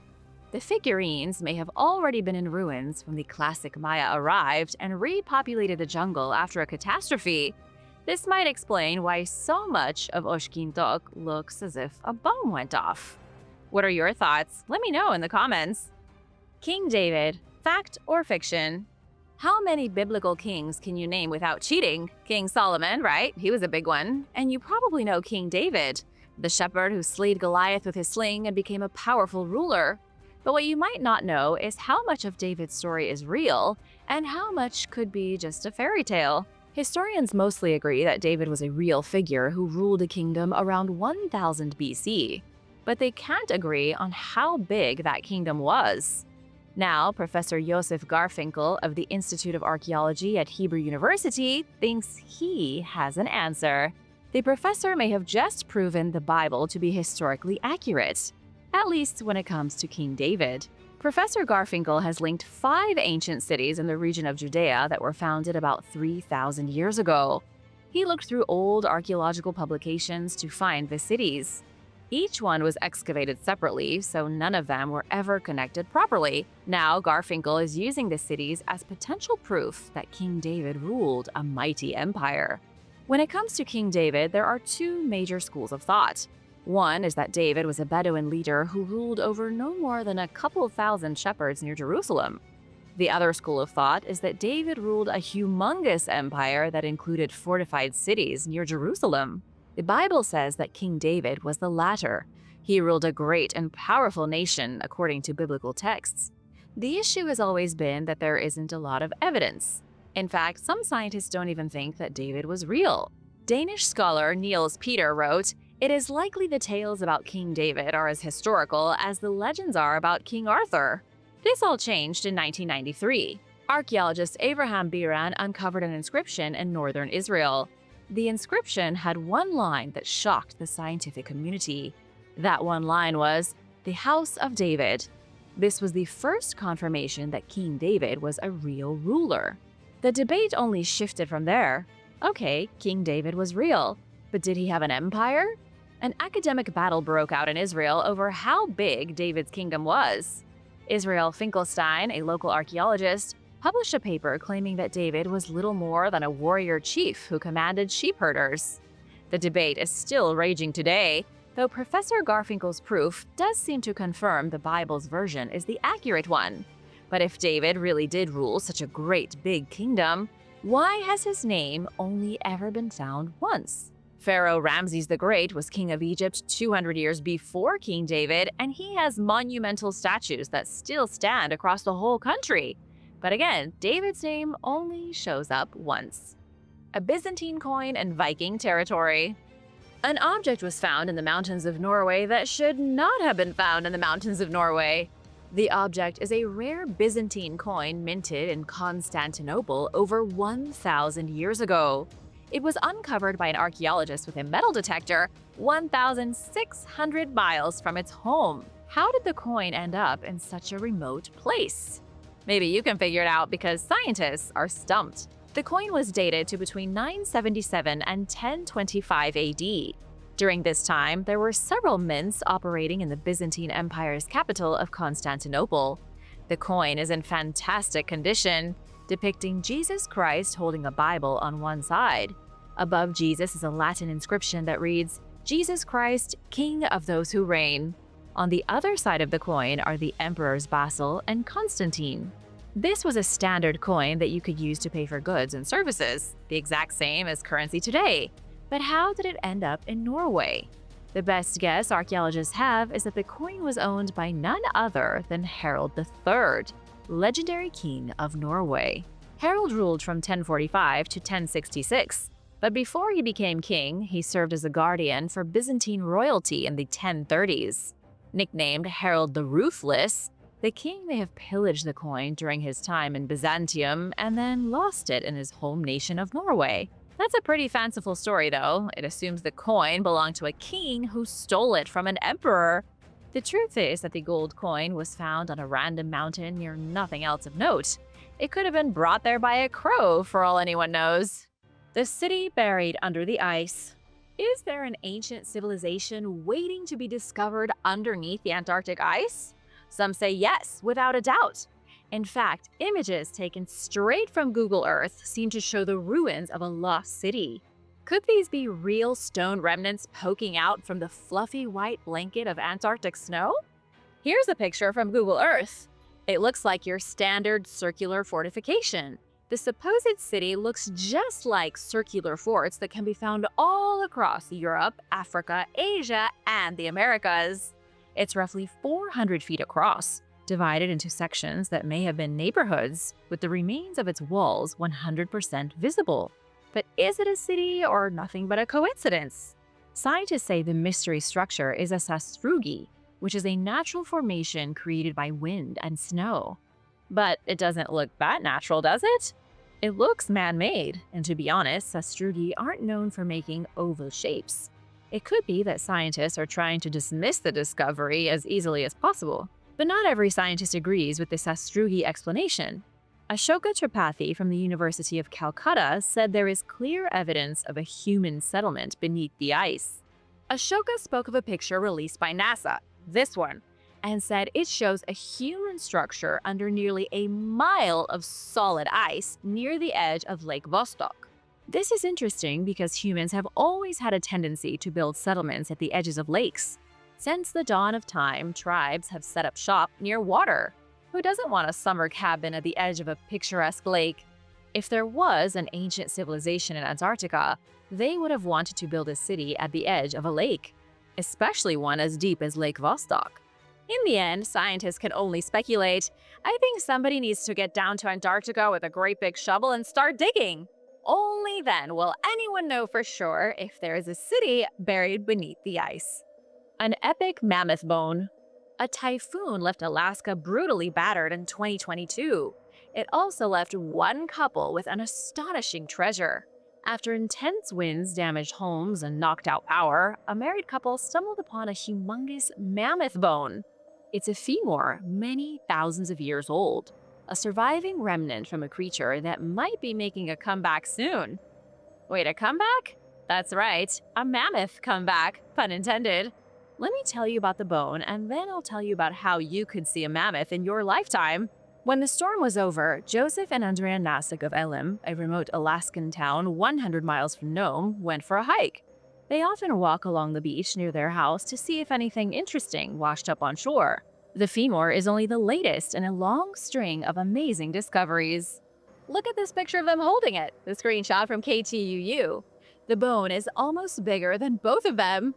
Joseph had to strap it to his backpack and carry it home like he was a pack mule. The single femur weighs an incredible 62 pounds and is nearly 4 feet long. Even though it's huge, it isn't the biggest thing they've discovered. Joseph and Andrea have found pieces of mammoth vertebrae, random toe bones, and fragments from skulls. But their best discovery was a 7-foot-long mammoth tusk, worth anywhere from $20,000 to $70,000. The tusk has turned blue from the mineral vivianite, which slowly formed in its 105-pound tusk since the creature died more than 10,000 years ago. Joseph and Andrea haven't sold the tusk yet, but they will one day. When they do, they'll use the huge payday to purchase a house for their family. What would you do if a trip to the beach landed you a prehistoric relic worth merely 100 grand? I promised to tell you about the mammoth comeback, so here it is. A company named Colossal Biosciences has said that by the year 2027, the mammoth will be back. The company, based out of Dallas, is currently working day and night to reintroduce a woolly mammoth into the ecosystem where it once lived. How are they doing it? It's surprisingly simple, though definitely not easy. The DNA of a woolly mammoth is 99.6% the same as the DNA of an Asian elephant. Colossal Biosciences is genetically manipulating mammoth DNA and implanting an embryo into a living Asian elephant. If it works, the elephant will give birth to a live mammoth. With 2024 well underway, there are only 3 more years of waiting for a mammoth. Are you excited or disturbed by this? Let me know in the comments below. The Partridge Creek Monster. A story was published in a newspaper more than 100 years ago involving a man and a dinosaur. The newspaper claimed it to be a real story, though people today call it fiction. I want you to be the judge of whether a dinosaur really lives in Canada or not. James Lewis Butler was a banker at the start of the 20th century. He and his miner friend Tom went hunting for moose near Clear Creek in Canada's Yukon Territory. As they stalked moose, suddenly the animals started running away in terror. The animals weren't scared of James and Tom. They were scared of something else entirely. It was like that scene from Jurassic Park when all the herbivore dinosaurs run away, freaking out before the T-Rex comes. At first, James and Tom didn't know what to do. The moose were gone, but there appeared to be something else in the forest with them. After a bit of looking around, they found some tracks, which were enormous. James and Tom followed the tracks into a deep rocky gorge. James and Tom didn't see anything right away. They couldn't track down the creature, so they went back to town. Once in civilization, they gathered a larger group of men to hunt down the mysterious beast. Then they went back to the deep rocky gorge with Georges Dupuy, Father Pierre Laveneau, and 5 First Nations people. They were now a crew of 9. The group established a camp overlooking a ravine near Partridge Creek. Then the creature came. It was ridiculously huge, a behemoth of an animal. The group couldn't believe what they were seeing. You wouldn't have believed it either. A behemoth described as 30 feet long and covered in hair came stomping up the side of the creek. They thought it was a dinosaur, an Arctic dinosaur covered in a thick layer of fur. It walked on 2 legs and most closely resembled a tyrannosaur. The creature kept going along the creek, and that was the last the group saw of it. None of them were brave enough to follow what they figured was a prehistoric monstrosity. It wasn't like hunting a moose. This thing had teeth. Big teeth. All the better for eating humans with. How much of this story do you think is true? I'm only asking because James and Tom were laughingstocks when they went back to Golden City and told people what they'd seen. Dupuy wrote an account of the incident, which was published in a few magazines. The Dawson Daily Nugget compared him to Edgar Allan Poe. Nobody believed George's tale, and everyone thought James and Tom were nuts. To this day, nobody has ever found proof that the Partridge Creek monster roams the snowy valleys of northern Canada. In 1908, naturalist Richard Lydecker dismissed the story as a hoax. Do you think there are mysterious, unknown creatures lurking in the forests of cold places? Let me know in the comments below. The skull of Vega Island. This satellite image was taken by the European Union's Copernicus Sentinel-2 in February of 2023. It looks like an ordinary island at first, but look a little closer. You'll notice in the center of the image is the profile of a skull, or a skull-like face. Either way your imagination interprets it, the skull is freaky. The satellite image is of Vega Island, located on the Antarctic Peninsula. Since the photograph was taken, the icy skull has become the haunting face of climate change. You'll understand why in a second when I show you an even earlier satellite image. Behold the exact same island as seen from space on January 31st, 1977. This satellite image was taken by NASA. If you were close enough, you can see the eye of the skull. This isn't a story about a skull, really. It's a story about change. Look at how much more snow and ice covered Vega Island at the end of the 1970s. The whole island was white, whereas today barely any ice remains. This is what is happening to Antarctica. No matter how many predictions scientists make, nobody knows what Antarctica will look like in 20 years. But seeing as the Antarctic Peninsula is warming about 5 times faster than the global average, all the ice could be gone. The silver lining is that once the ice is gone, the fossil hunt will be on. Paleontologists will be scouring Antarctica for traces of dead dinosaurs, while others will be hunting for the ruins of a lost civilization. Which group are you in? Stack of skulls. Antarctica, Greenland, Canada, Alaska, these are the places that get the most attention when it comes to icy discoveries. But let's not forget Mongolia, home of Genghis Khan and the Mongol hordes. It too is covered in sheets of ice where archaeologists have been making some incredible finds. Mongolia is one of the emptiest countries in the world. Its yawning expanse of wilderness home to mostly caribou, elk, bison, and reindeer. Yet in the high mountains of the Altai region, some of the earliest pastoral societies thrived. These were some of the earliest humans to break away from their nomadic ways and start farming and keeping animals. Unfortunately, there isn't much left of these ancient societies. Archaeologists only know about them because of a handful of discoveries. They have found creepy burials underneath huge mounds of snow and ruins thawed from blocks of ice. Every now and again, researchers come across something like this. It's a pile of Argali sheep skulls and horn skulls from about 1,500 years ago. The picture was taken by William Taylor in Western Mongolia, right at the edge of a glacier. It appears the skulls were stacked in a great pile on purpose by ancient hunters. But why? Nobody knows. Recently, a team of scholars from the University of Colorado teamed up with the National Museum of Mongolia. They went out into the Mongolian wilderness in search of lost civilizations. They found a few artifacts in a melting patch of ice at the top of a mountain. One of the artifacts was a woven piece of animal hair rope. It's 1,500 years old and was likely part of a harness. Remember, the ancient people of Mongolia were expert horseback riders. Other cool things have been found in these icy mountains, from spears to arrows used at the same time the Mongolian armies were raging through Eastern Europe. But the one thing that hasn't been found is the tomb of Genghis Khan. Could the emperor's missing grave be in the Altai Mountains, hidden under ice and snow? What do you think? Ice Age horses. A very rare skull was found near Dawson City, Yukon. Local paleontologist Grant Zazula said the skull belonged to an ancient horse that lived during the Ice Age. I know that woolly mammoths get all the attention, but what about the prehistoric horses? The intact skull was found buried in the muck, underneath what used to be a solid sheet of ice. Here's the picture of Grant with the skull, submitted by Grant himself. But just what kinds of horses lived in America during the Ice Age? The last one went extinct about 12,000 years ago, so scientists rely on skulls like the one Grant found to understand them. The horse family itself is more than 50 million years old, dating back to a common ancestor of all horses, zebras, and donkeys. In the Ice Age, there were two main types of horses roaming across North America.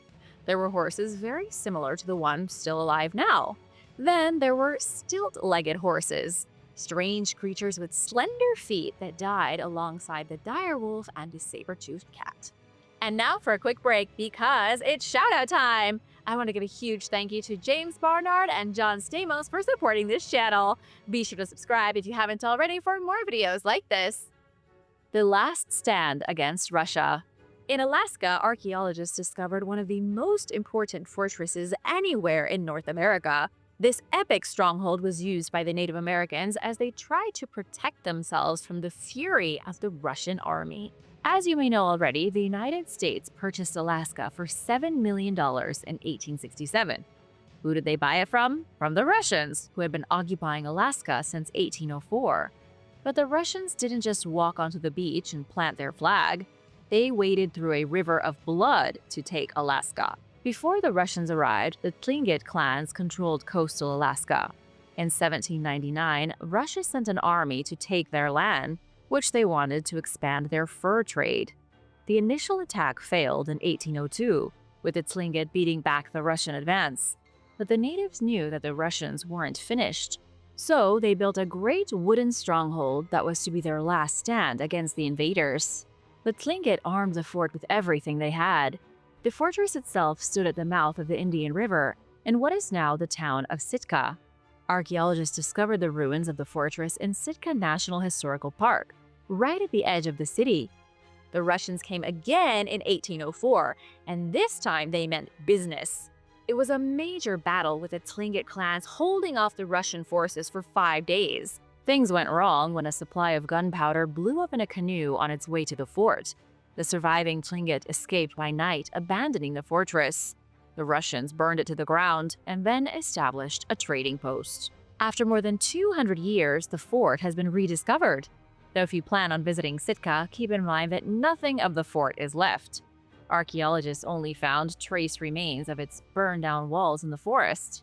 The Iceman's tattoos. If you lived 5,300 years ago, what kinds of tattoos do you think you would have? In the case of Thhe the Iceman, he opted for a lot of tattoos. 61 to be exact. You're not going to believe the things that this real-life caveman has tattooed all over himself. I'm sure you know who Thhe is, but if you don't know, you're in for a treat. He was discovered frozen in the Italian Alps by a pair of hikers in September of 1991. Since then, scientists have been busy analyzing every last piece of the Iceman's life. As the only frozen caveman ever discovered, he is an invaluable specimen. Early on in the studies, scientists realized that Thhe was covered in tattoos. It came as a shock because although tattooing has been around for eons, physical proof of it is rare. Skin doesn't typically last for more than 5,000 years. Scientists could see his tattoos, but there was still the matter of deciphering their meaning. I think anyone with an obscure tattoo has experienced the question, what does your tattoo mean? Well, that's what scientists wanted to ask Thhe. Only since they couldn't bring him back to life to ask him, they resorted to technology. To figure out the meanings of his tattoos, researchers turned to multispectral imaging techniques. This allowed them to fully map all the tattoos on his body.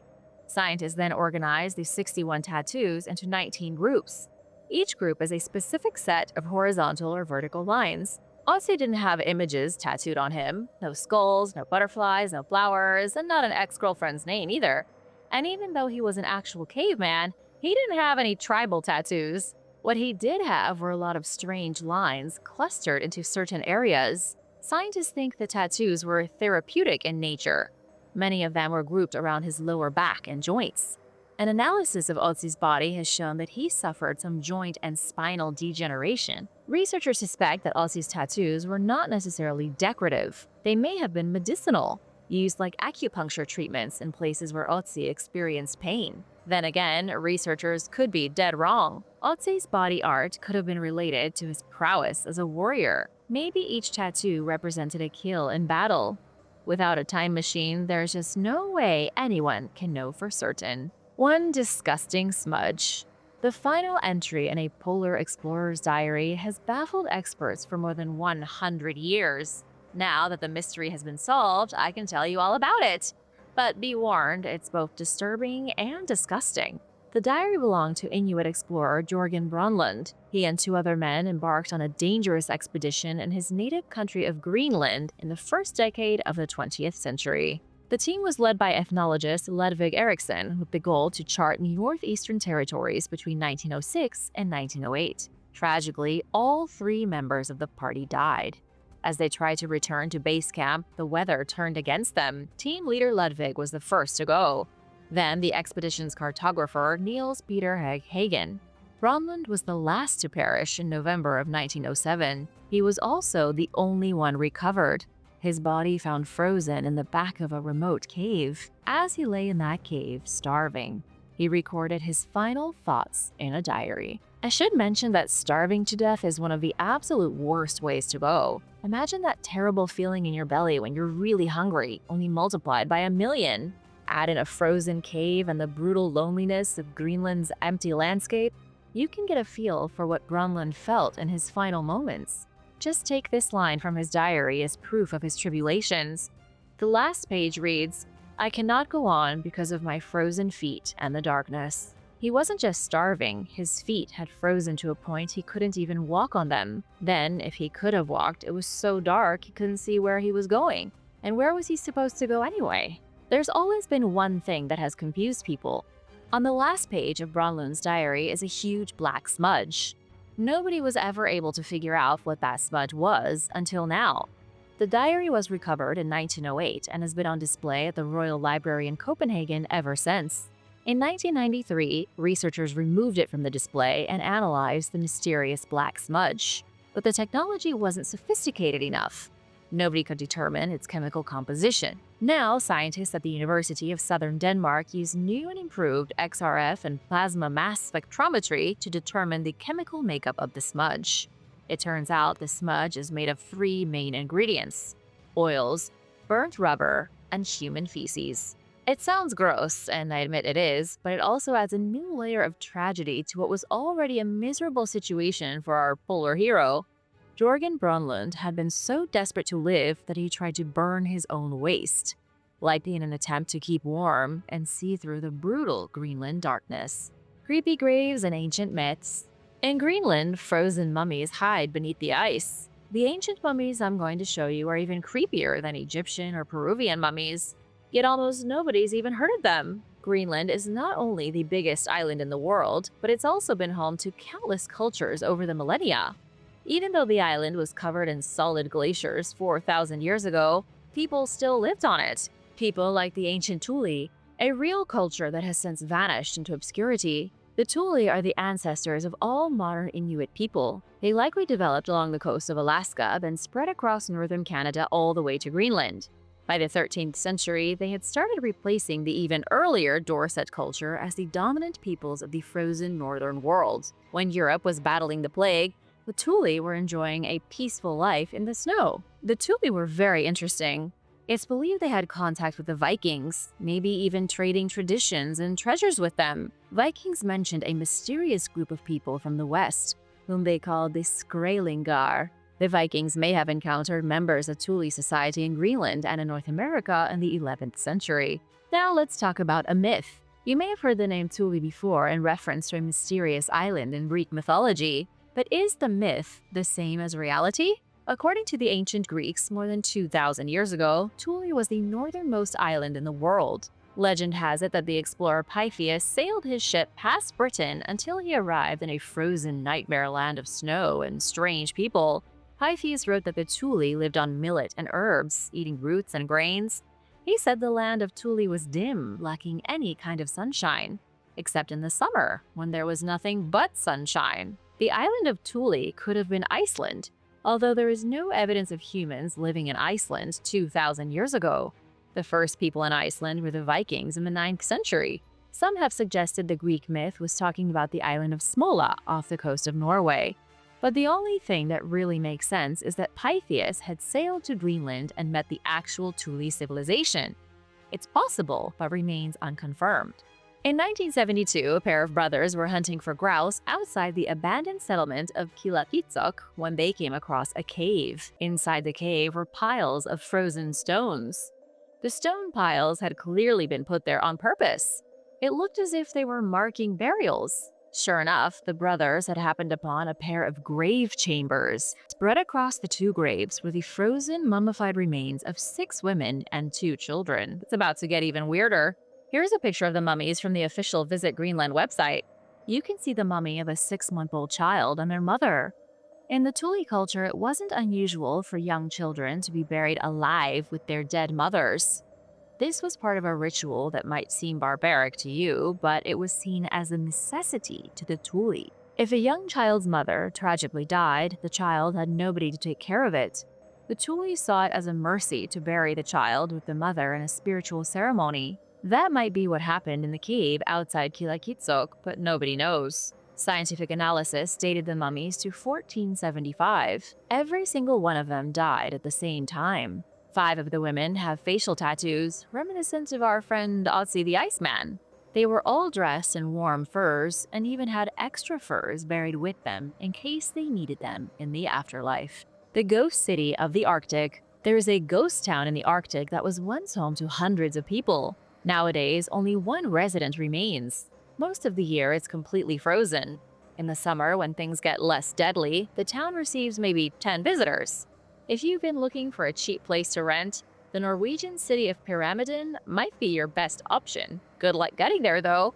Pyramiden is in the archipelago of Svalbard, close to the North Pole. It was originally founded by Sweden in 1910. In 1927, the Swedes sold it to the Soviet Union. The Soviets turned it into a coal mining settlement. Coal mines attracted workers. They do say we yearn for the mines. The remote town grew to have a population of roughly 1,000. Things started to pick up, the future looking bright.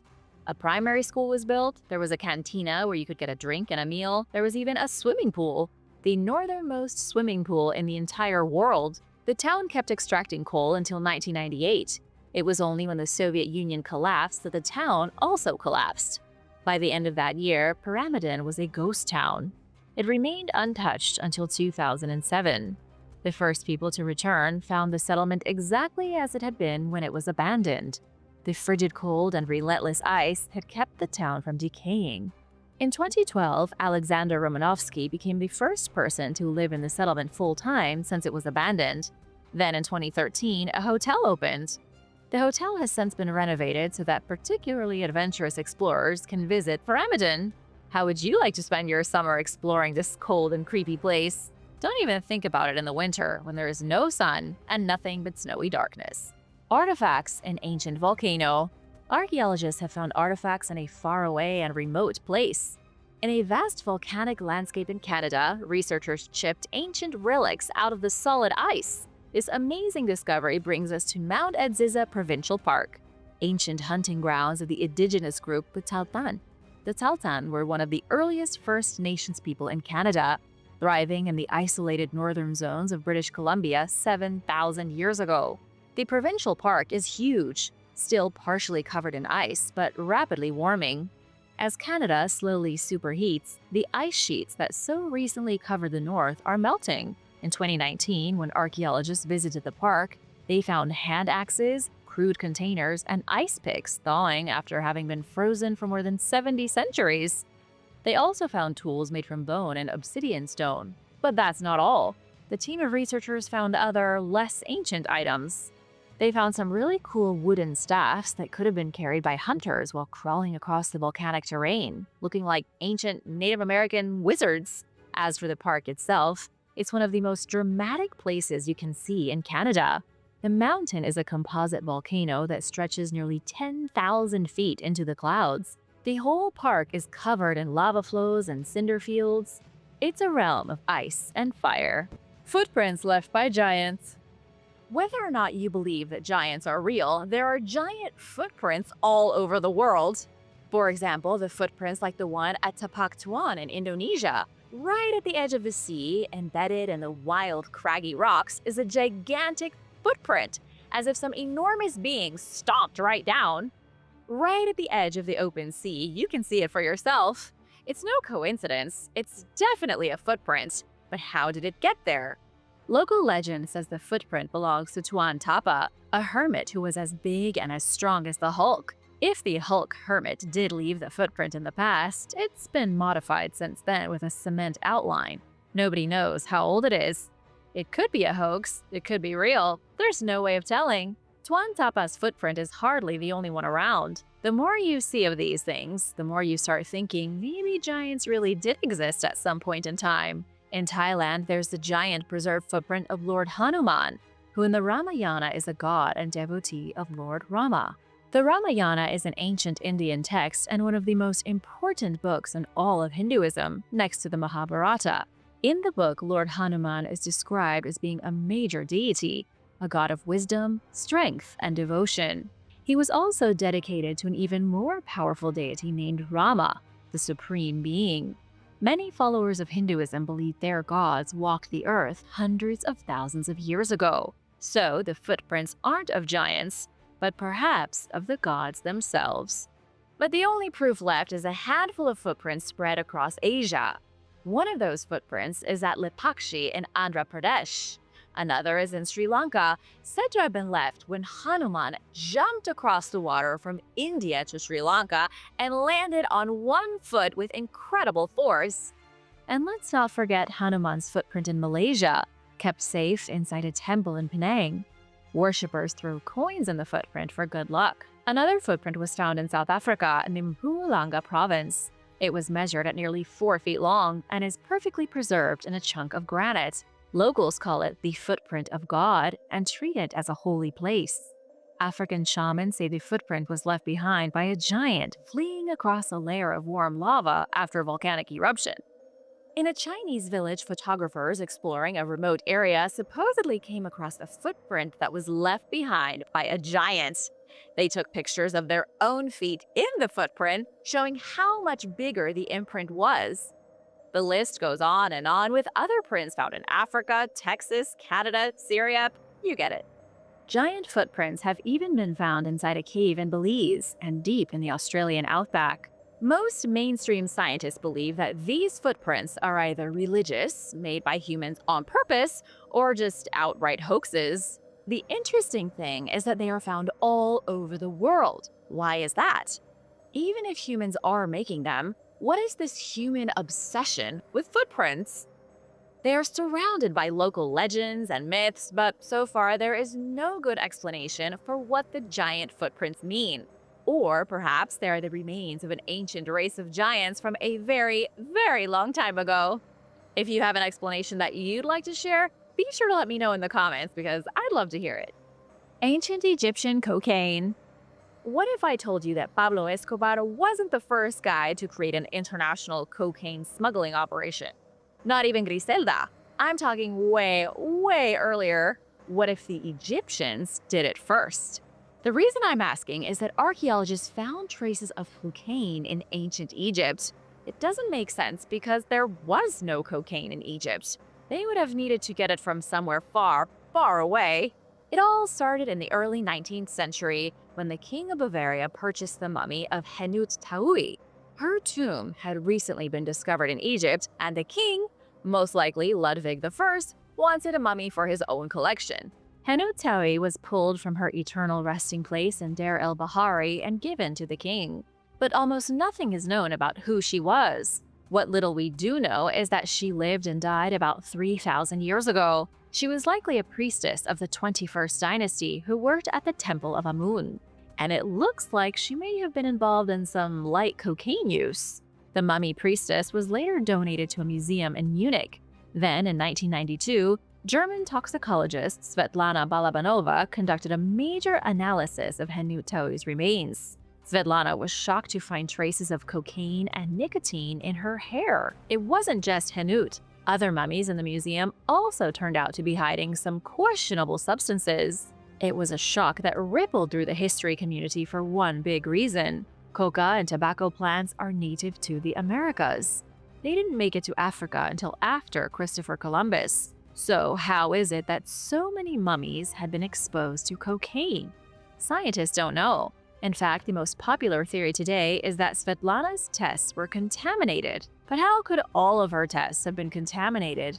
It's not like somebody smeared cocaine and nicotine on their hands and went running their fingers through mummy hair. If it had only been Henut, then sure, maybe it was a mistake. But the tests came back positive for drugs on too many mummies. It's possible that the Egyptians had their own version of the coca plant that scientists don't even know about. It's also possible there was a global trading network in which cocaine and tobacco were sent to Egypt from the Americas. And we are just now starting to find some proof. Which do you think? Contamination, or was the world better connected than we thought? Space gods of ancient Africa. There is a wild theory that the Anunnaki of Sumeria were also found in other parts of Africa, and that evidence can be found in ancient texts that are being ignored. Ancient alien enthusiasts are promoting the idea that there are other societies around the world that knew about the Anunnaki as well, or were visited by them. For example, Zulu legends tell of visitors from the stars who created slaves of the first people. There is even physical evidence that's been found in Africa. The prevailing theory among ancient astronaut theorists is that the Anunnaki wanted gold. They created humans as biological slaves to mine it for them. South Africa happens to be one of the biggest gold producers on the planet. Around 100 miles west from Port Maputo in South Africa is the ruin of what appears to be a prehistoric city from an unknown civilization.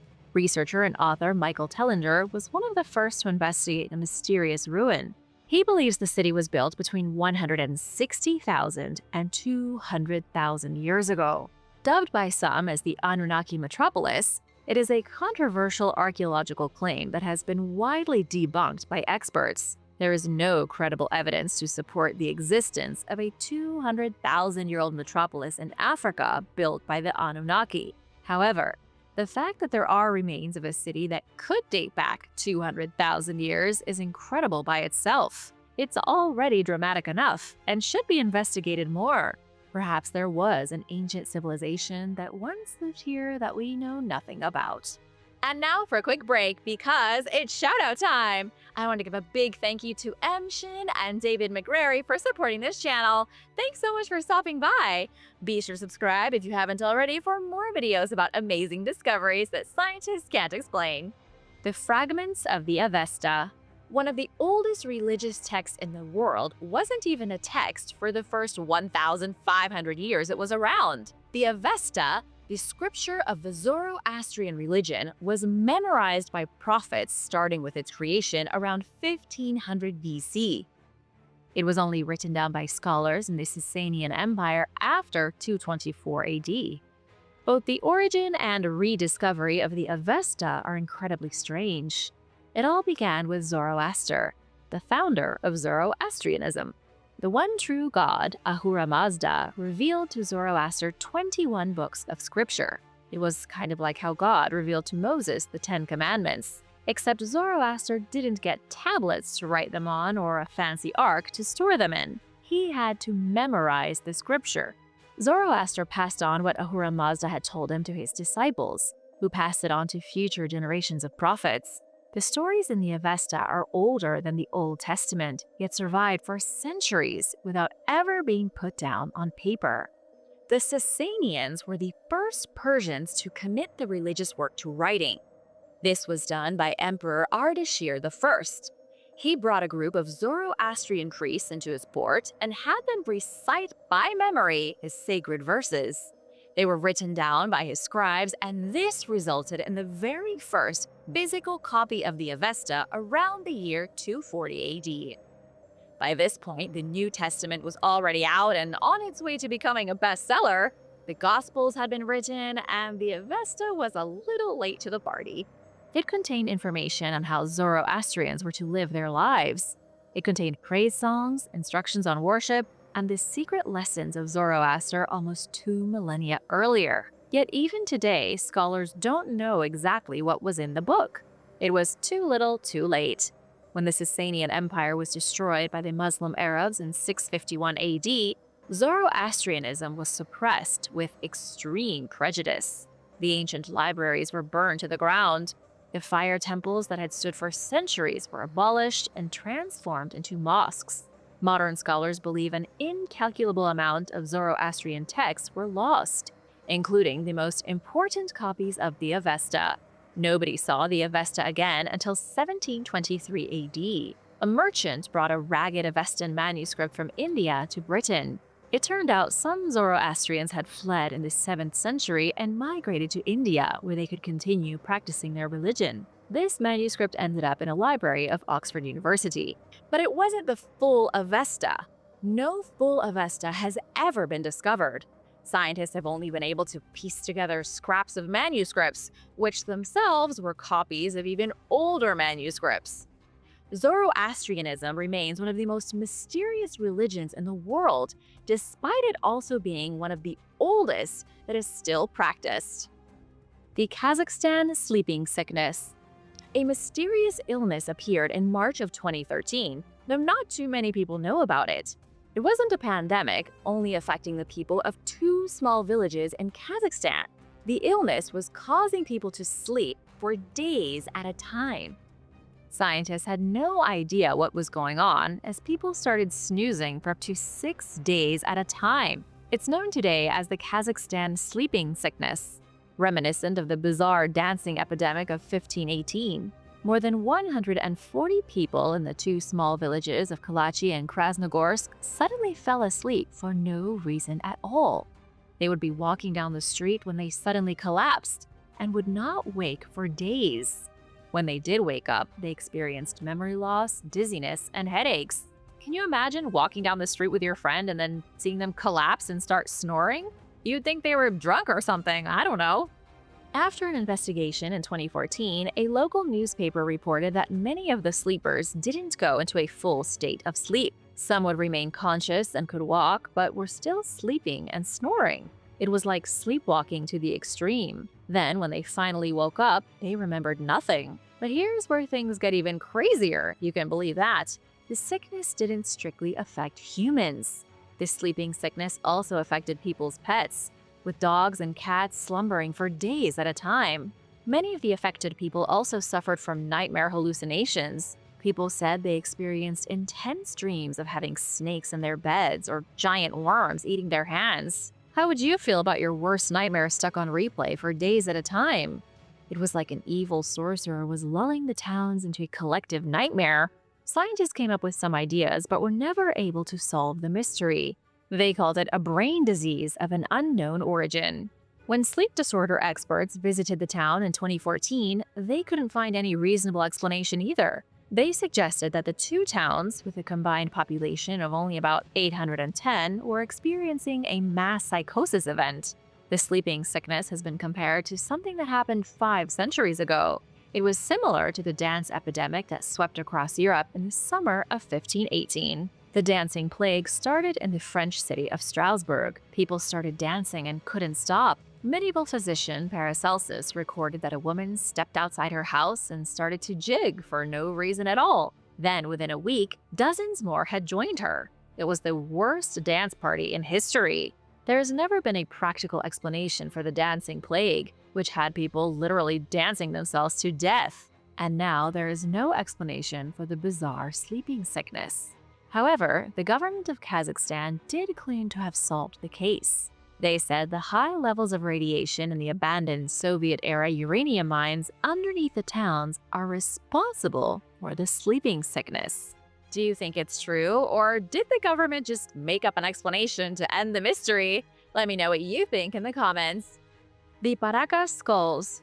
The ancient Peruvians were aliens. That's one way that people have interpreted the incredible elongated skulls of the Paracas culture. But were the skulls really the result of alien-human breeding experiments, or is there a more logical explanation? Elongated skulls have been found across the world, in the Americas, in Egypt, in Europe, and in Africa. There are still people to this day in remote corners of the world who practice cranial deformation.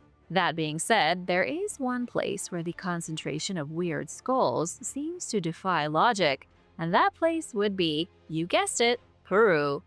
It all started with Peruvian archaeologist Julio Trejo in 1927. He uncovered 429 mummies on the Paracas Peninsula.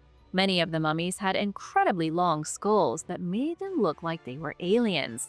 Julio didn't think that they were aliens, though. He understood the Paracas mummies had belonged to a unique culture that thrived between 750 BC and 100 AD. Julio was quite a brilliant archaeologist. Here's a picture of him at his graduation from Harvard University, in case you were curious.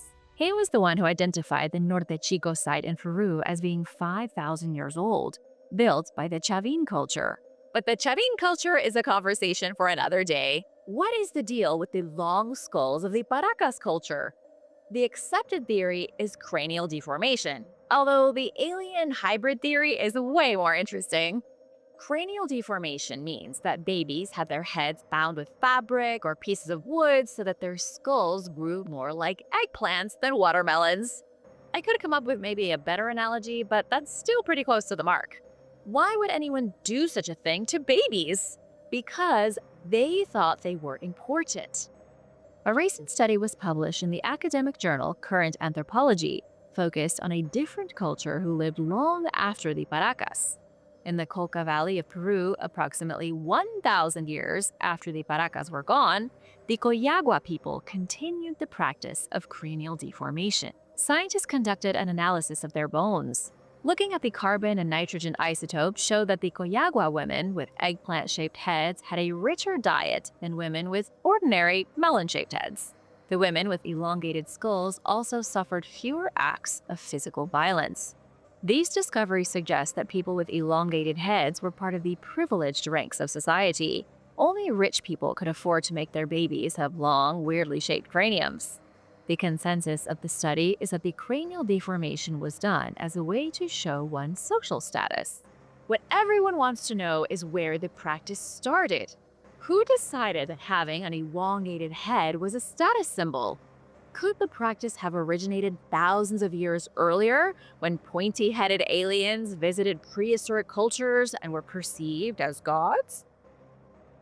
The Strange Money of Yap. On a small island in the Pacific Ocean are some really unusual stones that scientists can't really wrap their heads around. The tropical paradise in Micronesia is called Yap, home of the Shahr-I stones.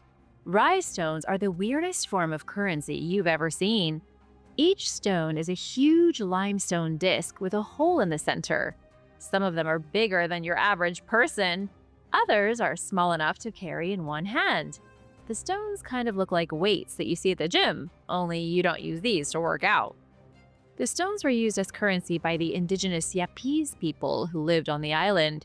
Historical records show that they were exchanged as wedding gifts. They could also be used to pay ransom if someone was kidnapped. When somebody died, they would leave their collection of rye stones to their children as inheritance. The thing scientists can't figure out is why.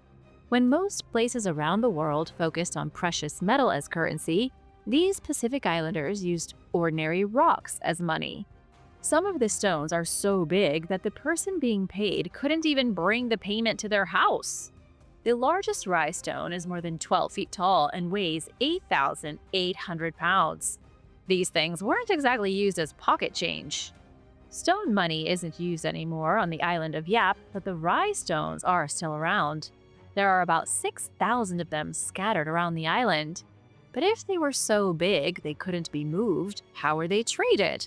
This became a real issue, which the Yapese solved in a very unique way. Instead of physically giving a large stone to somebody, they would pass on ownership orally. They would basically say, "This stone now belongs to Joe," even though it's too big to move from where it is in the jungle. Then when Joe wanted to give this stone to somebody, he would pass it on verbally to them. The real mystery is in the origin of the stones. Scientists have no idea how it started or what the motivation behind giant rocks as currency was. The strange history of Luzio and Luzia. There's a prehistoric mystery unfolding in Brazil. It revolves around the oldest human skeleton ever found in Brazil's São Paulo state. The skeleton is so old that scientists gave it a name, Luzio. A recent DNA analysis showed that Luzio was a descendant of an ancient population who settled in the Americas 16,000 years ago. Luzio himself died about 10,400 years ago. He was named after Luzia, the oldest skeleton ever discovered in South America at 11,500 years old. Luzia was pulled from a cave in Brazil. The skeletons show Brazil was likely the first place in South America populated by humans. But there is a lot more to the mystery than meets the eye. Luzio confused scientists because his skeleton seemed to be different from the skeletons of indigenous Brazilians. But Luzia's skeleton is different as well. Scientists were thinking they belonged to a totally different group of humans who may have arrived in South America up to 30,000 years ago. But that has turned out to be false. Scientists from the University of São Paulo conducted a study of Brazilian human genomes. They looked at 34 samples from 4 areas across coastal Brazil. The study showed that Luzio and Luzia are not different at all. They are related to the Sambaqui of coastal Brazil and the Tupi. Every ancient skeleton that scientists tested had DNA that could be traced back to a single migratory wave 16,000 years ago. What this means is that the indigenous people of coastal Brazil today are related to one big group of humans who arrived in Brazil at the same time. However, they might not have been the first. Another Brazilian study recently came out in which researcher Thhe concluded that people were in Brazil even earlier. Thhe found evidence that humans were making trinkets out of giant sloth bones 25,000 years ago. Scientists just don't know when humans arrived in Brazil or where they even came from. The murder mystery 5,500 years in the making. The Gebelane man is one of the ugliest mummies in the whole world. I don't want to say anything bad about how this guy looks. I'm sure he was a perfectly fine fellow while he was alive. But now he's hideous, looking like a wrinkled piece of leather. Though to be fair, he is doing pretty good considering he is 5,500 years old. The desiccated corpse of this mysterious man is one of the oldest things on display at the British Museum. He was the very first pre-dynastic mummy to be displayed in the Egyptian room. When I say pre-dynastic, I mean before the pharaohs and before the pyramids. This person died and was mummified naturally 1,000 years before Egyptians in the Old Kingdom started making the bandaged mummies we're all familiar with today. Before Egyptians started using resins and linen wrappers, they preserved their dead with help from the sun. They would leave a recently deceased person on a sandy block in direct sunlight until all the moisture had been sucked out of it. And that was pretty much it. Leaving the body in the sand kept it almost as well preserved as if it had been put on ice. The Ghibelline man was found in the ruins of ancient Thebes. He had been wrapped in a mat and then buried in a fetal position. He was so remarkably preserved that his facial features are still intact, along with some little scraps of hair. He appears to have been a redhead. The mysterious mummy was added to the museum around a century ago. Scientists determined he was between 18 and 20 when he died, but it wasn't until 2012, when researchers put the mummy through a CT scan, that they found something shocking. This guy had been murdered. The CT scan revealed a stab wound behind his shoulder where a thin knife had punctured his lungs. The Ghibelline man is now considered one of the oldest unsolved murders in human history. But this isn't your typical game of Clue. This man's murder took place in 3400 BC. Scientists are going to need a time machine if they want to figure out who did it. The lizard people of Los Angeles. When somebody mentions LA, what's the first thing that comes to mind? If it's not lizard people living in subterranean tunnels, you've been watching the wrong YouTube videos. One of the craziest claims made about the City of Angels came in the 1930s, straight from the mouth of a man named George Warren Schoffelt. He said that underneath the streets of LA are tunnels. Alright, that's not particularly crazy. Only George went on to say that these tunnels had been completed thousands of years ago by an extinct race of reptilians. Are these the same reptilians that control the Illuminati? Perhaps. It's not impossible. But where did Mr. Schoffelt get his information? George was a geophysicist and mining engineer from Missouri. He started to gain notoriety as an inventor in the 1930s with a device he dubbed the radio X-ray. He claimed his magical machine was able to take X-ray images of the ground. Most X-rays look through a person to see what's inside of them. George's device could see what was hiding underneath city streets. This was how he supposedly discovered the tunnels and cavities beneath LA. He caught everyone's attention with his discovery, then held their attention with his crazy theory of the lizard people. Now, what is the truth exactly? You're going to be surprised to learn that it's all true, at least in part. There are indeed tunnels underneath Los Angeles. Hundreds of them, in fact. Many were used in some of the more horrific incidents of LA, like the 1871 Chinese massacre, when people fled into the tunnels to escape slaughter. Other tunnels were used as alternative street crossings. Instead of walking across the street, you could go underneath in a tunnel, and that way you wouldn't get run over by a horse and buggy. Even the myth of the lizard people is based on reality. Long before Europeans arrived in America, the Hopi Indians lived in the area of what is now LA. According to their ancient folklore, the whole area was riddled with tunnels 5,000 years ago. The story goes the tunnels were dug by an advanced race of reptilian humanoids who were supposedly related to the Mayans of the Yucatan Peninsula in Mexico. The Hopi said that after a catastrophic meteor impact, the lizard people were almost all killed. The survivors fled underground because the surface became inhospitable. George tried to dig underneath Los Angeles, but the whole project was a fiasco. He and his team gave up after finding no tunnels leading to lizard people. To this day, nobody has found any proof of George's wild claims. The Wheel of the Giants. One of the strangest archaeological sites in the world that scientists have failed to understand time and time again is a bizarre wheel of stone. It's 5,000 years old, discovered in an empty plain in the Middle East. Even though it's prehistoric, nobody knew it existed until 1967. After Israel captured Golan Heights, archaeologists took aerial surveys of the region. That was when they noticed the humongous stone wheel looking like a mystical labyrinth in the middle of nowhere. The following excavations revealed it to be one of the biggest and oldest structures in the area. It was named Rujum el-Hiri, which means stone heap of the wildcat in English, though it's more often known as the Wheel of Giants. The structure itself doesn't appear to serve any purpose. It consists of 5 concentric circles, the biggest being over 450 feet wide. In the center is what was likely a burial chamber. I only say likely because archaeologists never found a body inside. Uri Berger is an expert on megalithic tombs, working with the Israel Antiquities Authority. He said the site is pretty mysterious and that researchers don't have the whole picture. Still, I'd love to tell you about the theories that experts have come up with over the past almost 60 years. One of the theories is that the wheel was constructed by a race of giants. Perhaps by this same race of giants that left footprints, or the ones mentioned in the Bible, the Nephilim. However, experts think it was more likely that a nomadic civilization settled in the area around 3000 BC. Then they built the stone circle using thousands of small basalt rocks.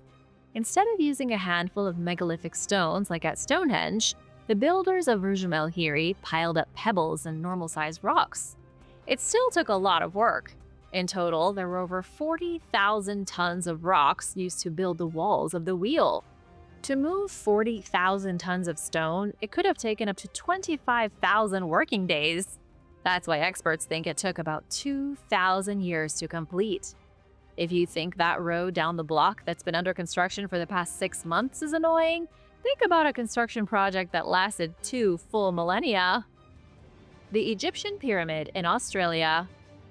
At around the same time that the lizard people were supposedly digging tunnels underneath LA, the Egyptians were arriving in a new and exciting land. The Egyptians had just finished sailing to Australia. Wait, this isn't in the history books. That's because it's only a theory. The theory states that around 3000 BC, the Egyptians arrived at Cape York. They made their way through Queensland, down the east coast, and into New South Wales. There, they built a humongous pyramid, which was only recently discovered underneath a mountain. It's called Walsh's Pyramid, about 30 minutes from the coastal city of Cairns and standing an impressive 3,000 feet tall. People drive past it every day and don't think anything about it. Most people think it's just a mountain, which it technically is, but there are many who believe that underneath the mountain is a 5,000-year-old pyramid.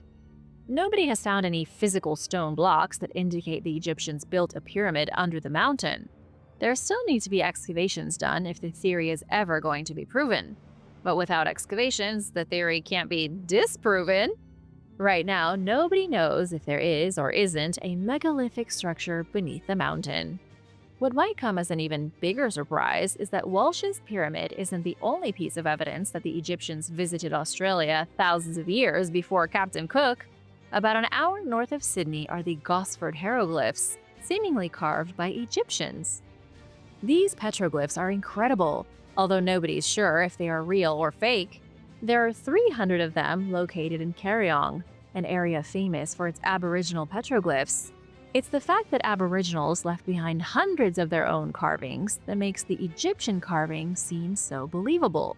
It's as if the Egyptians discovered the older glyphs and wanted to add their own. The hieroglyphs were found in the 1970s, and experts have been trying to disprove them ever since. But they've never been able to get enough evidence that the hieroglyphs were a hoax.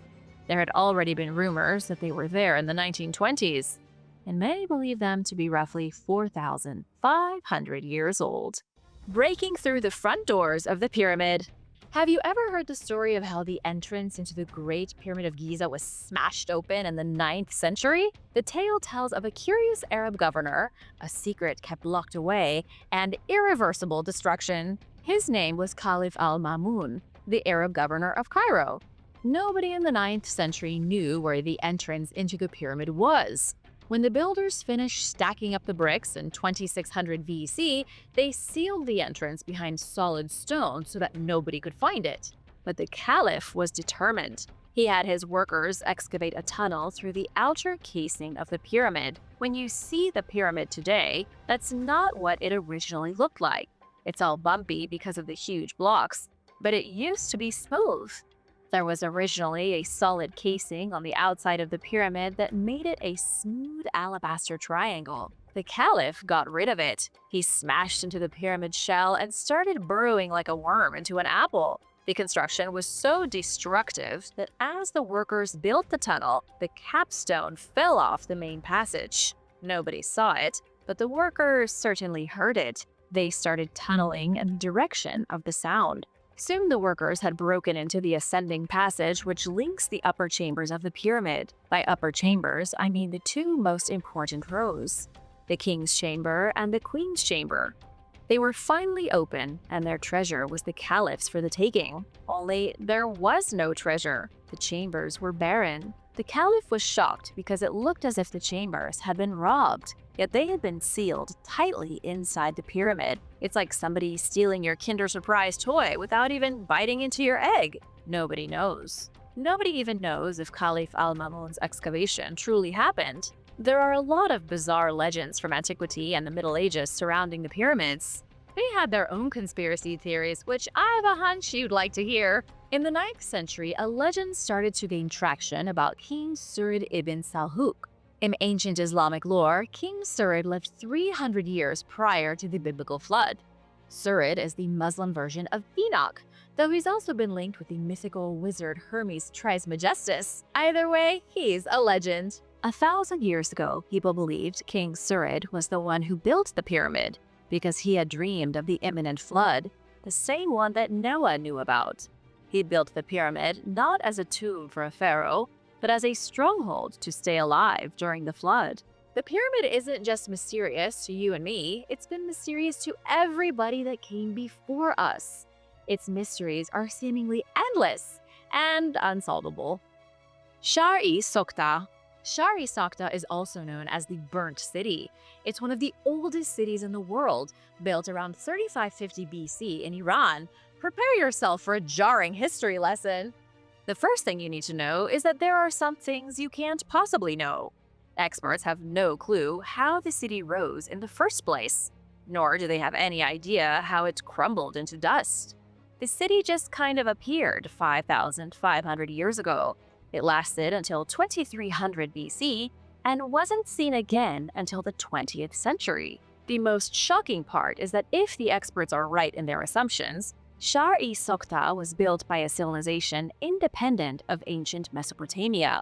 The builders were prehistoric Persians, belonging to a society with no surviving name. These were people who lived before ancient Egypt, before the Sumerians, and before the Druids of Stone Age England. You can see now why I'm so excited about Shahr-I Sokhta. It has real potential to change history. Now let me tell you more about the ruins themselves. The early 1900s was when archaeologist Oral Stein uncovered the city, but it wouldn't be until 1967 that major excavations began to take place. Work continues at the site to this day. Archaeologists have confirmed the city was roughly 500 acres. At the beginning of the urban era, when the first streets were paved between houses, this was one of the biggest cities in the world. I want to say the biggest, but archaeologists aren't 100% sure. For all they know, there was an even bigger city that hasn't even been found yet. Shahr-I Sokhta was built at the edge of the Lut Desert, one of the hottest places in the world.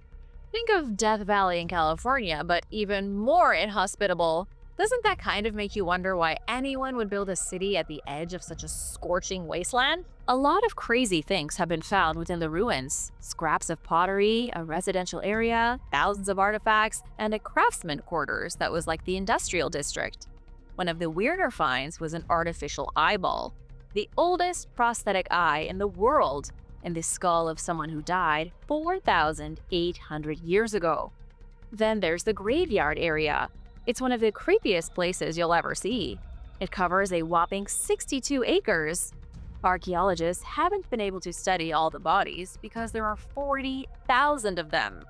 This cemetery sprawls as far as the eye can see, with small triangular tombstones marking the graves. It's enough to give you the chills, even in the heat of the desert. But why do they call it the Burnt City? Because Shahr-I Sokhta was destroyed by fire. Around 3000 BC, almost the entire city was burned down for unknown reasons. Afterward, the city was rebuilt, and it experienced a second boom between 3000 and 2600 BC. This city was so old, they had contact with the Indus Valley civilization of India and traded with them. Then around 2350 BC, everything stopped. It's like everyone packed their bags and caught the last evacuation flight out of there. Where they went and why they left remains one of the biggest mysteries of ancient Iran. The ancient history of Pingyao. At the center of China's Shanxi province is a city unlike anything you've seen before. It's ancient to the extreme, established around 3,000 years ago during the Western Zhao dynasty. It's called Pingyao, and it's seen almost the entire history of the Chinese people. Most of the structures still standing come from the 14th century. The surviving pieces of architecture include the actual walls of the city, still defending it after almost 700 years. The walls originally stretched for nearly 4 miles, protecting the city from outside invaders. The walls still stand 40 feet in some places, with many of the original 72 watchtowers still fully functional. Take a look at this picture. It shows the huge wall and its towers at the edge of the old city. Isn't it amazing? It was the wall that gave Pingyao the nickname of the Tortoise City. Walls really do work, especially if they're big enough. The walls turned the city into an impenetrable stronghold, which is why it's still standing. The walls also made the people inside feel safe, which helped turn Pingyao into an economic beast. Some of the first Chinese trading shops opened here. If you wanted to trade goods, this was the city to do it. One of the more recent wonders of Pingyao is the Rishing Chang Exchange House, founded in 1823 as the first draft bank in China. It was the first place that took bills instead of blocks of gold or silver. There are many other mysteries to be found here, too many to talk about in a single sitting. There's the Temple of Confucius, which has been destroyed and rebuilt through the ages. There's also the terrifying Pingyao prison, with horrors going back centuries. The real secrets, though, those are under the city streets. As the city grew and changed, the more ancient parts of it ended up buried. The original buildings from 3,000 years ago, the days of the Old Testament, are hidden deep underground. And I'll talk more about that in another video. The most mysterious doorway in the world. This is the most mysterious doorway in the world. It's epic, a humongous portal that looks like it leads into the belly of a mountain. There's a trail leading to a stone staircase ascending the mountain slope to the foot of the doorway. But is it even a doorway? Because it doesn't technically open. What you're looking at in this image, taken by Savas Boskaya, is the Kapilikaya rock tomb. It's something I've covered before, so maybe you've heard about it already, but it's so extraordinary and mysterious that it's worth talking about again. The doorway is deep in the Turkish mountains of Çorum province. Archaeologists think it's a tomb. Looking at it, you might think it was a doorway into a dwarfish kingdom. It's in the middle of nowhere, without any ruins near it to suggest which culture built it. Most monumental tombs like this aren't alone in the wilderness, but rather part of a larger funerary landscape. Even Tutankhamun had neighbors in death. His tomb sandwiched between the tombs of Seti I and Ramses III. In the case of Kapilutaya, there should at least be a city somewhere within a few square miles, but there isn't. It's almost like aliens came down, carved a doorway into a mountain, and left, leaving no evidence of themselves behind. There is hardly any proof that the tomb is a tomb at all. Researchers think it was built in the 2nd century BC, either by the Greeks, Romans, or Turks. But there is no indication of precisely who carved out the huge doorway. As for what's inside of it, there's not much. The doorway doesn't open, but you can sneak through a crack in the side, moving through the darkness into a tight space. You'd think the space behind the doorway was enormous, but it's nothing but a small crypt, hardly big enough to bury a pint-sized person. Archaeologists say a body was placed here, but there's no body anymore. If there ever was a corpse laid to rest behind the doorway, it was taken out centuries ago. Some think the tomb was more like a treasury. It didn't hold a body, but some legendary trinket. This could have been where somebody once stashed the Holy Grail. And now for number 8. But first, it's shoutout time! I wanted to give a big thank you to these guys for supporting this channel. We wouldn't be here without you, and thanks so much for spending time with us. Be sure to subscribe if you haven't already for more videos about mysterious ancient places. We've got a lot. The Harpy Tomb of Xanthos. The Harpy Tomb stands like an ancient watchtower in the abandoned Lycian city of Xanthos, located in Turkey. It's a little unusual because the tomb stands upright as a massive pillar. It was built during the reign of the Persian Achaemenid Empire a whopping 2,400 years ago. The simple fact that the tomb is still standing is astonishing. But my favorite thing about the tomb is its 4 carved harpies, deadly female figures from ancient myth. The carvings are excellent, depicting hideous creatures with wings. They are ugly hybrids once believed to be the personification of storm winds. To the Greeks, a harpy had the head and torso of a woman, but everything else was a creepy bird. They would abduct people and torture them on their way to Hades. In the 19th century, archaeologist Charles Fellows liked the carvings so much that he removed them from the tomb and took them back to England. I forgot to mention that the harpies aren't even on the monument anymore because of Charles, though they have been replaced with copies. Nobody knows who was buried in the tomb. The best guess researchers have is that it belonged to an Iranian prince or a governor, but there's next to no information about him. The city of Xanthos itself is steeped in mystery. When Charles visited the site in 1838, nobody even knew the Lycian culture had existed. Now they are recognized as one of the most powerful empires that ever rose on this planet, and Xanthos was one of their greatest cities. The Lost Ulpian Library. Who's your favorite Roman emperor? Was it Nero, Caligula, Marcus Aurelius? Maybe it was Trajan, Roman emperor between 98 and 117 AD. After all, Trajan is still considered one of the most successful emperors in Roman history. He was majorly philanthropic, which led to the creation of some of the most famous buildings in the empire, buildings like the Ulpian Library. If any library had competed with the Library of Alexandria, it was the one founded by Trajan in the city of Rome. You didn't think Rome, the capital of one of the greatest empires this world has ever seen, didn't have a library, did you? It was considered one of the best libraries of antiquity. It's also the only Roman library that survived the fall of the empire in the middle of the 5th century. Construction finished in 114 AD, and the place was filled to the brim with books and scrolls. The library became the center of scholarly knowledge in Rome. It contained over 20,000 scrolls from the public record office. People often underestimate just how organized the Romans were. But don't. They kept tabs on the whole population, to the best of their abilities anyway. Nobody knows quite what happened to the library. It was definitely still standing in 455 AD, and likely for many years after, but now it's in ruins. It's tens of thousands of scrolls, gone forever. The first full reconstruction was made on a computer as a digital model in 2013. Here's what the Ulpian Library may have looked like, courtesy of the University of Chicago.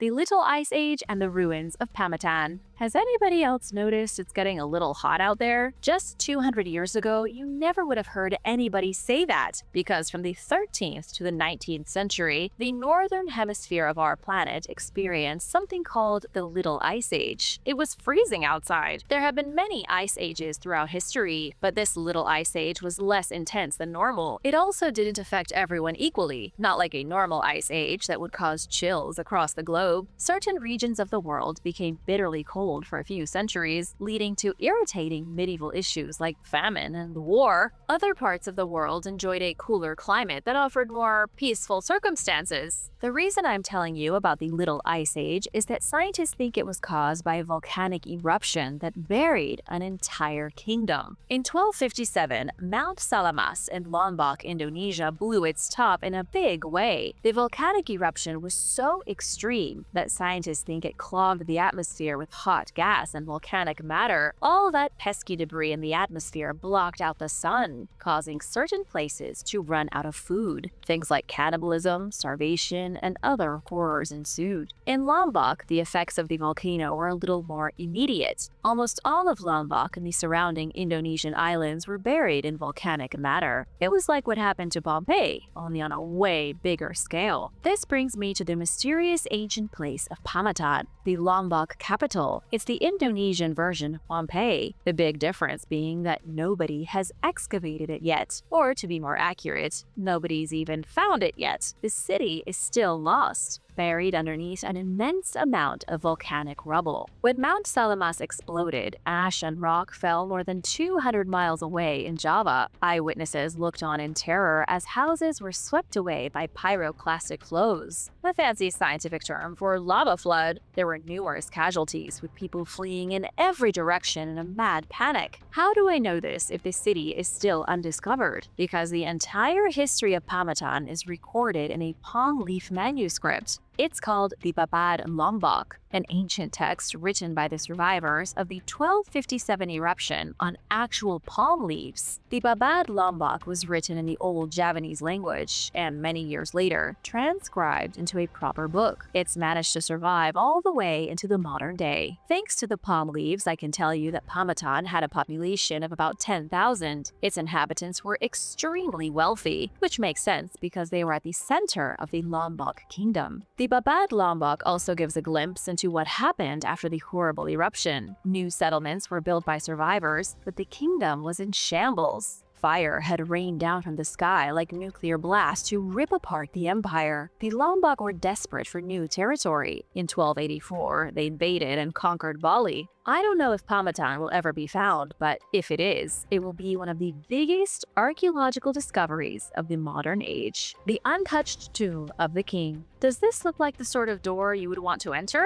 Or does it look like the kind of door that you should not enter under any circumstance because it almost definitely contains a mummy and maybe a curse? The door is in fact a gate, the sealed gate to an intact tomb lost for the past 400 years. The image was taken by the Shanxi Archaeological Research Institute when they discovered the ancient burial in China. Archaeologists were conducting excavations near Heshito village when they started finding tombs. They found 66 of them. You don't usually find this many tombs outside of somewhere like Egypt's Valley of the Kings. The tombs are from widely different eras. Some are from the Han Dynasty 2,200 years ago. Others are from the Qing Dynasty of the 20th century. Among the tombs was a sealed gate leading to a brick burial chamber from the Ming Dynasty of the 16th century. Finding a sealed gate like this is unprecedented. Luckily for you, I'm going to take you on a tour of the inside. Archaeologists opened the ornamented double doors decorated in dragon motifs. I should let you know that the dragon was the symbol of the emperor in ancient China. They even called the emperor's throne the dragon throne. Beyond the gate was a passage leading 80 feet into the earth. Down the long and narrow corridor, archaeologists found themselves in this chamber. This is a look at the two coffins at the center of the tomb. Archaeologists also found an inscription that told them exactly whose body was waiting for them inside this wooden box. His name was Wang Luo, a small-time local ruler and also a eunuch. By eunuch, I mean he had been castrated. An unpleasant operation no matter which century you live in. Why he was a eunuch, nobody knows. Maybe it was done on purpose so that he could become more enlightened without all his bits and pieces. Or maybe he had grown up as a eunuch in service to a different ruler. Either way, he was seriously wealthy by the time he died in 1588. Researchers know he was wealthy because of the treasures in his tomb. They found pieces of beautifully carved furniture, though it's not in the best shape anymore. Here's an image of the furniture in the tomb, broken and piled in a corner like on an episode of Hoarders. What do you think about this discovery? Let me know in the comments below. The Dolmen of Menga. One of the largest ancient megalithic structures in Europe is an extraordinarily large grave. It's the kind of grave you might want to be buried in if you were a king or queen almost 6,000 years ago in the Stone Age. That was when the Dolmen of Menga was built, right around 3750 BC. I want to get the size out of the way because it's the most jaw-dropping feature of the megalith. It's 90 feet long and made from 32 megalithic stone blocks. The biggest of the blocks is 200 tons. That's a big number. It's a very big number when you consider the biggest stone at Stonehenge is hardly half that. While scientists are struggling to understand how Stonehenge was built in 3100 BC, the Dolmen of Menga is even older and was built using stones even heavier. I should probably let you know where it is in case you ever feel like visiting. This amazing gravesite can be found near Antarctica in Spain. After the initial construction was done with the large building blocks, the whole thing was covered in dirt. apart, creating a mound with only one way inside. I bet you'd like to know what was discovered when archaeologists opened it up in the 19th century. Researchers found the skeletons of several hundred people. It wasn't just the grave of a king or a queen. It wasn't even just the tomb of a royal family. There were hundreds who had been dumped into what was essentially a mass grave. Still, everything about the dolmen is a mystery. Nobody knows who the people were or what civilization they belonged to. Were they even in a civilization, or were they prehistoric barbarians? One more thing before continuing our adventure today. The builders of the Dolmen of Menga purposely aligned the entrance of the tomb with the sunrise on the summer solstice, and this proves they had expert knowledge of astronomy. I didn't really expect anything less. The Bignor Roman Villa, one of the biggest and most impressive ancient Roman villas in the world, isn't even in Rome. It's not even in continental Europe. It's in West Sussex, England. But just because it's on the British Isles doesn't mean it isn't positively oozing Roman luxury. The place I'm talking about is called the Bignor Roman Villa, and even by modern standards, it's a palace. The villa likely got its start as a small homestead near the end of the 1st century, once Rome had taken control of England. Around 190 AD, the quaint farmstead had evolved into a timber farm. Then, in the 3rd century, the family living in the villa must have had an explosion of wealth. A new stone structure was built, rooms were extended, a portico was added, and a hypocaust was installed. The hypocaust was the epitome of Roman sophistication when it came to luxury living. Even people today, in many parts of the world, don't have central heating. That's what the hypocaust was, an ingenious system that circulated hot air underneath the floor of an entire building. The hot air could be focused into certain rooms, making them toasty in the winter, or the hot air could be used for hot baths. You know how the Romans loved their baths.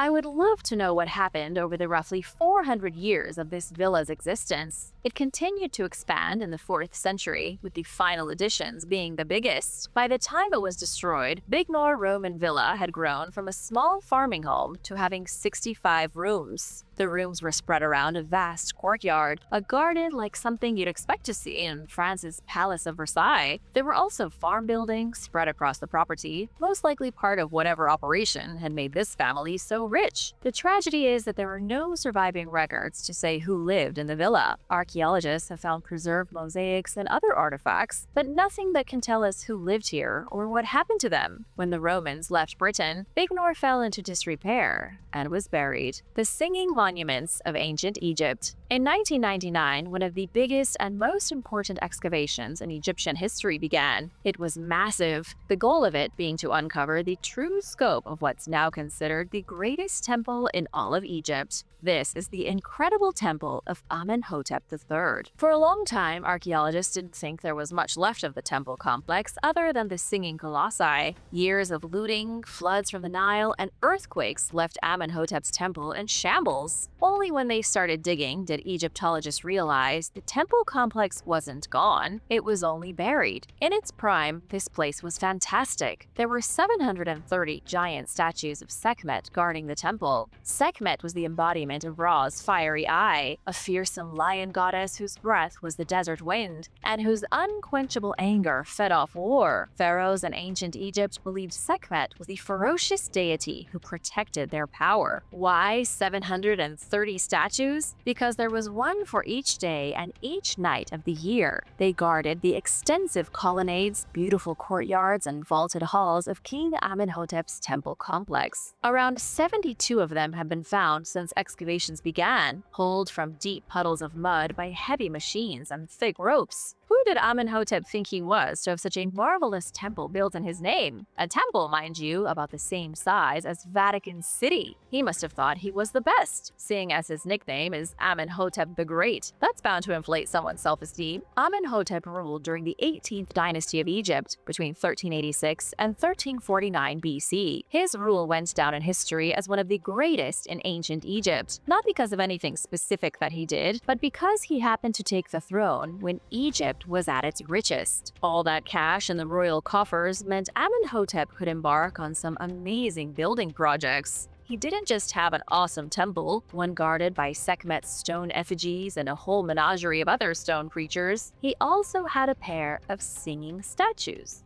This is where things start to get a little mysterious, so don't go anywhere yet. At the entrance of his temple complex were erected a pair of colossi. Prior to the 1990s, the colossi of Memnon were the only parts of the temple complex still standing. Each statue depicts Amenhotep seated on a throne. Each one is 60 feet tall and weighs 720 tons. As if that weren't already unbelievable, each statue is made from a single block of sandstone. I won't even bother trying to unravel how the Egyptians did this. The sandstone has been traced back to Memphis, meaning the two blocks had been transported 400 miles overland. They were so heavy, they would have smashed any boat they were lowered onto. But how? Donkeys couldn't have pulled these stones. Humans couldn't have pulled the stones. There was no sled that could have transported them. There is no logical explanation. The mystery gets even deeper because the colossi used to sing. People who visited the site wrote that the colossi emitted a sound like a beautiful woman singing every day at dawn. Greek historian Strabo was the first one to record the phenomenon. When he visited the statues around the same time Jesus Christ was born, he found them already destroyed. Strabo wrote that an earthquake had shattered one of the colossi. He also wrote that at the first hour of the day, everyone standing in the vicinity of the statues heard the singing. However, Strabo did admit he couldn't tell precisely where the sound came from. He didn't know if it was the statue itself or if the singing was coming from some unseen performer. To this day, Amenhotep's temple and his singing statues confound historians and archaeologists alike.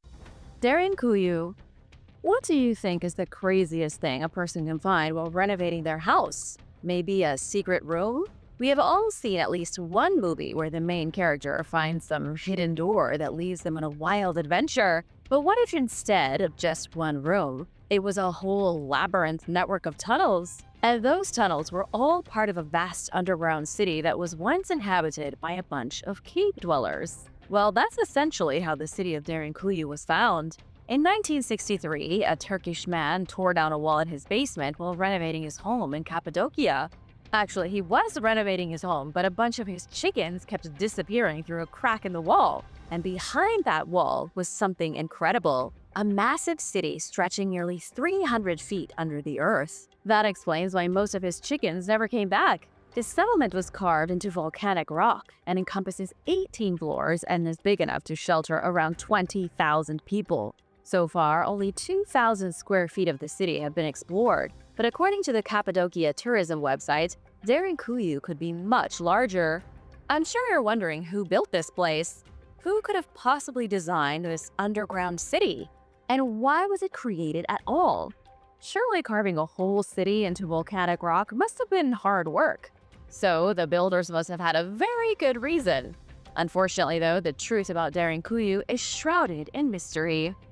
Nobody knows for sure who built the city, and for now, there are only theories. The Turkish Department of Culture believes that the city was established about 2,800 years ago by a group known as the Phrygians. The Phrygians were Indo-Europeans from the Iron Age. They were one of Anatolia's most renowned early empires, and they were well known for their impressive architectural skill. Other theories, however, claim that Derinkuyu was actually built by the Hittites in the 15th century BC. They supposedly constructed the underground city in order to escape their enemies, the Phrygians. This entire area of Turkey is famous for its underground homes carved out of the rock, and people have been doing it for thousands of years, so it's hard to tell who started doing it in the first place. The last theory is the most outrageous by far, although you might think it's fascinating to think about. Some people believe that Derinkuyu was formed around the same time as Göbekli Tepe, about 14,500 years ago. During the Younger Dryas, when a comet broke up within Earth's atmosphere, the sun was likely blocked out for months due to the soot and dust it expelled. This event eventually led the world into an ice age, and in order to stay alive, humans started living underground to avoid the frigid temperatures on the surface. It might be a little far-fetched, but humans are fighters. Don't you think our ancient ancestors would have done anything to survive? Again, nobody knows the truth here, but that's part of the fun. Without definitive answers, all sorts of theories can emerge, and it's up to you to decide which one you want to believe. So, what else can I tell you about Derinkuyu? Well, each layer of the city was meticulously planned out, with each one having a specific use in mind. The upper levels held livestock, which was a genius move. If the animals were kept on the lower levels, the whole place would have smelled like manure all the time. Long shafts reaching every floor of the city were used to disperse water and fresh air. Having the animals near the top kept the stench to a minimum, and also helped keep the city warm during the winter months. The inner layers of Derinkuyu held numerous amenities like homes, schools, cellars, a winery, and other social areas. The underground city wasn't just designed for temporary habitation. Those who lived within its tunnels were ready and willing to spend months, maybe even years, underground.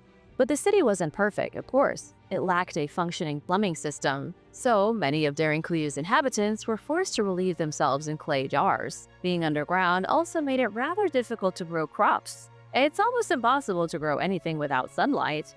Today, Derinkuyu is one of Cappadocia's most popular tourist attractions, but until 1963, the city was just a lost world waiting to be found. Would you like to explore this underground city? Is that on your bucket list? Let me know in the comments. The land beyond the poles. Let's travel to the north of the globe. I want to mention the mysterious land beyond the North Pole mentioned by General Richard E. Byrd in his personal diary.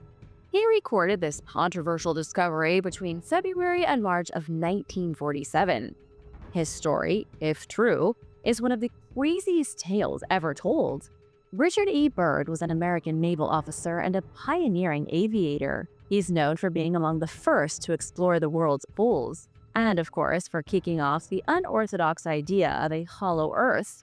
He was a respected member of the military, and by all accounts, he had no reason to lie in his own personal diary. But for whatever reason, most people believe that what he wrote is nothing but a fairy tale. Now let's get into the details of the story. Byrd's flight to the North Pole began on February 19th at around 6 a.m. Everything seemed normal for a few hours, but then things started to get weird. According to his diary, his compasses began to wobble and spin at 9 a.m. He was no longer able to rely on his instruments to guide him. He was left to depend on the position of the sun in order to orient himself. Then his controls started acting up. They were slow to respond, or in his own words, they had a sluggish quality. Byrd noted that he was unsure of what was causing the disturbance. While this was all happening, Byrd began to notice what looked like mountains in the distance. As he got closer to them, he encountered strong turbulence. After passing over the mountains, he saw what appeared to be a valley with a river or a stream running through the middle. He described how shocked he was to see a green valley, free of ice, covered in great forests. At about 10 a.m., Byrd dipped closer to the ground to get a better look at the valley. And that's when he saw it, a mammoth. Even at this time, mammoths were supposed to be extinct. I mean, it was right after World War II, so it's no wonder that not many people believed this account. After getting a better look at the animal with his binoculars, Byrd continued on his journey. But now his radio wasn't functioning. He and his crew were completely alone in one of the most treacherous places on Earth. His external temperature indicator read 74 degrees Fahrenheit as he passed over more rolling green hills. Then, he claimed to have spotted a city on the North Pole. And this is where things get truly bizarre. At around 11:30 a.m., Byrd lost all control of his aircraft, almost as if he was caught in an invisible grip. All of a sudden, his radio, which had recently stopped working, began to crackle. He heard a voice speaking English come through the speakers, but the voice he didn't recognize. He claimed that the voice welcomed him and told him that they would land his plane in exactly 7 minutes. Whoever was speaking then assured the admiral that he was in good hands. Like he was caught in a tractor beam of sorts, his aircraft slowly began descending toward the ground. Once safely on solid ground, he was then approached by several men. Byrd described them as being tall with blonde hair, and in the distance, he could still make out the city, which he said was pulsating with rainbow hues of color. Everything else written about this encounter was documented after he returned home. He said that the mysterious city seemed to be made out of crystal. Later, Byrd was taken to meet with someone called the Master. This was presumably the leader of the place. The Master told Byrd that he allowed him to enter his city because he was of noble character and was well known on the surface world. The man then explained to the admiral that he was no longer on the surface of the planet. He was in the domain of the Ariani, the inner world of Earth. The Master asked Byrd to deliver a message. It was one of peace and warning. He He mentioned the tragedies that came from the creation of the atomic bomb and said that nothing good can ever come from war. Shortly after, Bird was escorted out of the city and sent back to the surface with a story to tell. What do you think about this tale of the land beyond the poles? Let me know in the comments below.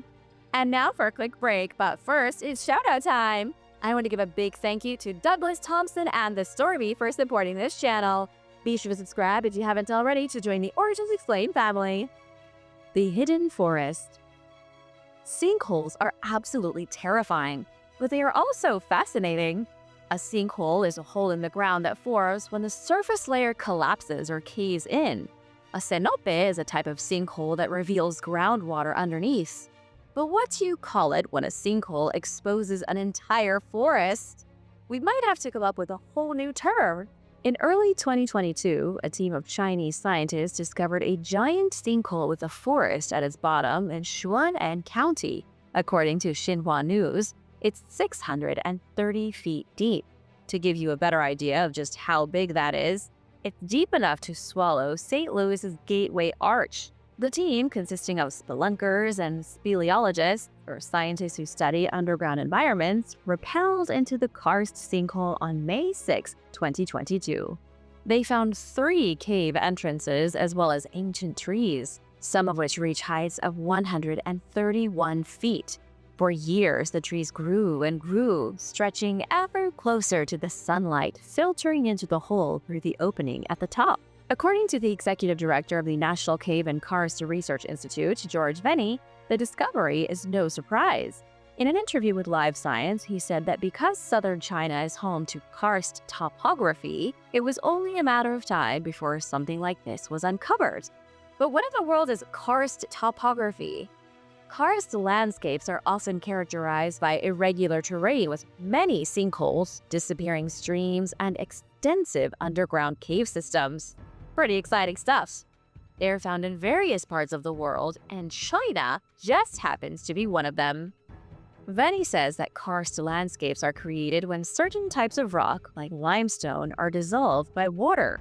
Rainwater absorbs carbon dioxide from the air and soil, making it slightly acidic. And as this acidic water moves through cracks in the rock, it gradually widens the cracks, forming tunnels and empty spaces underground.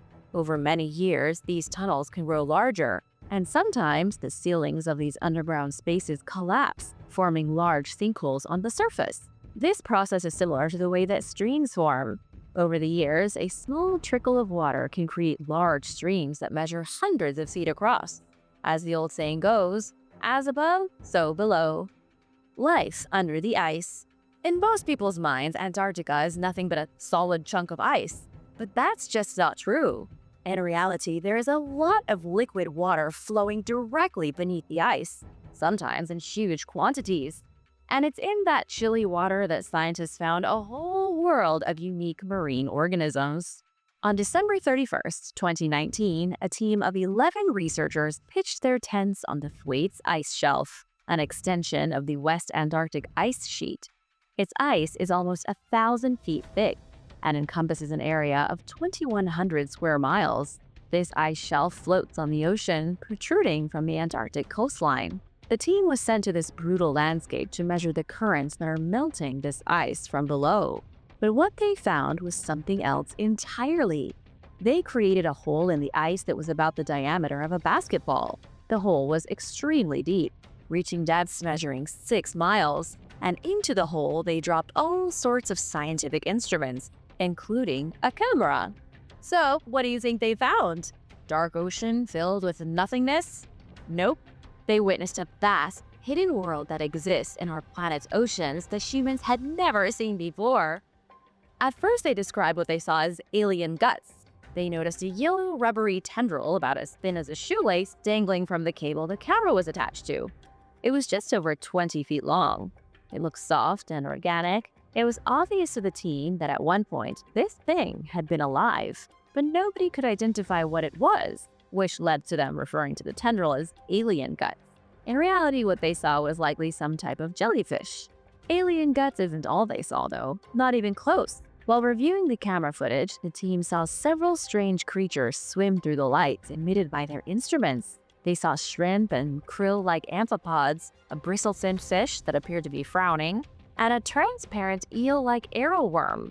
A gelatinous siphonophore was also captured drifting by the camera, with its delicate lacy skirts rippling through the water. An orange squid also made an appearance, getting a good look at the camera with its huge saucer eye. These regions beneath the Antarctic ice are virtually unexplored, so until recently, people assumed that they harbored very little life, if any. But as more and more scientists drill through the ice, it's becoming apparent that we know very little about what's down there. What do you think they'll find next? Mermaids? The Kraken? Nothing is out of the realm of possibility when it comes to the deepest parts of the Earth's oceans. Lost world of mysterious organisms. Get ready for an amazing discovery. Scientists have unearthed evidence of a lost world teeming with mysterious life forms that thrived 1.6 billion years ago. These ancient creatures might just be the oldest ancestors of all the plants and animals, including us humans, that roam the Earth today. Microscopic beings called protosterile biota lived in watery habitats across our planet over 1 billion years before animals and plants came onto the scene. But here's the wild part. They've been hiding in the fossil record all this time, and nobody noticed them until recently. Benjamin Nettersheim, a geobiologist from the University of Bremen, revealed what his team found to Vice. He said that the team's findings confirm that most life that has ever existed on Earth is now extinct and is often overlooked. According to Nettersheim, these organisms could have played a monumental role in shaping the evolution of ecosystems and complex life throughout our planet's history. For decades, scientists have been on a quest to piece together the puzzle of early life on Earth. They've been digging into a period called Earth's Middle Age, which started about 1.7 billion years ago. But the process is challenging. The life forms back then were pretty basic, and finding ancient rocks from that era is like searching for a specific piece of trash in a landfill. But guess what? Nettersheim and his crew cracked the case. They discovered protosterols, early versions of steroids in rocks from Australia's Barney Coop Formation. And these rocks date back more than 1.6 billion years. These protosterols are like snapshots from a lost world of ancient creatures that once ruled the seas and lakes of our planet. These primordial steroids reveal the existence of early microscopic beings that may have been Earth's very first predators.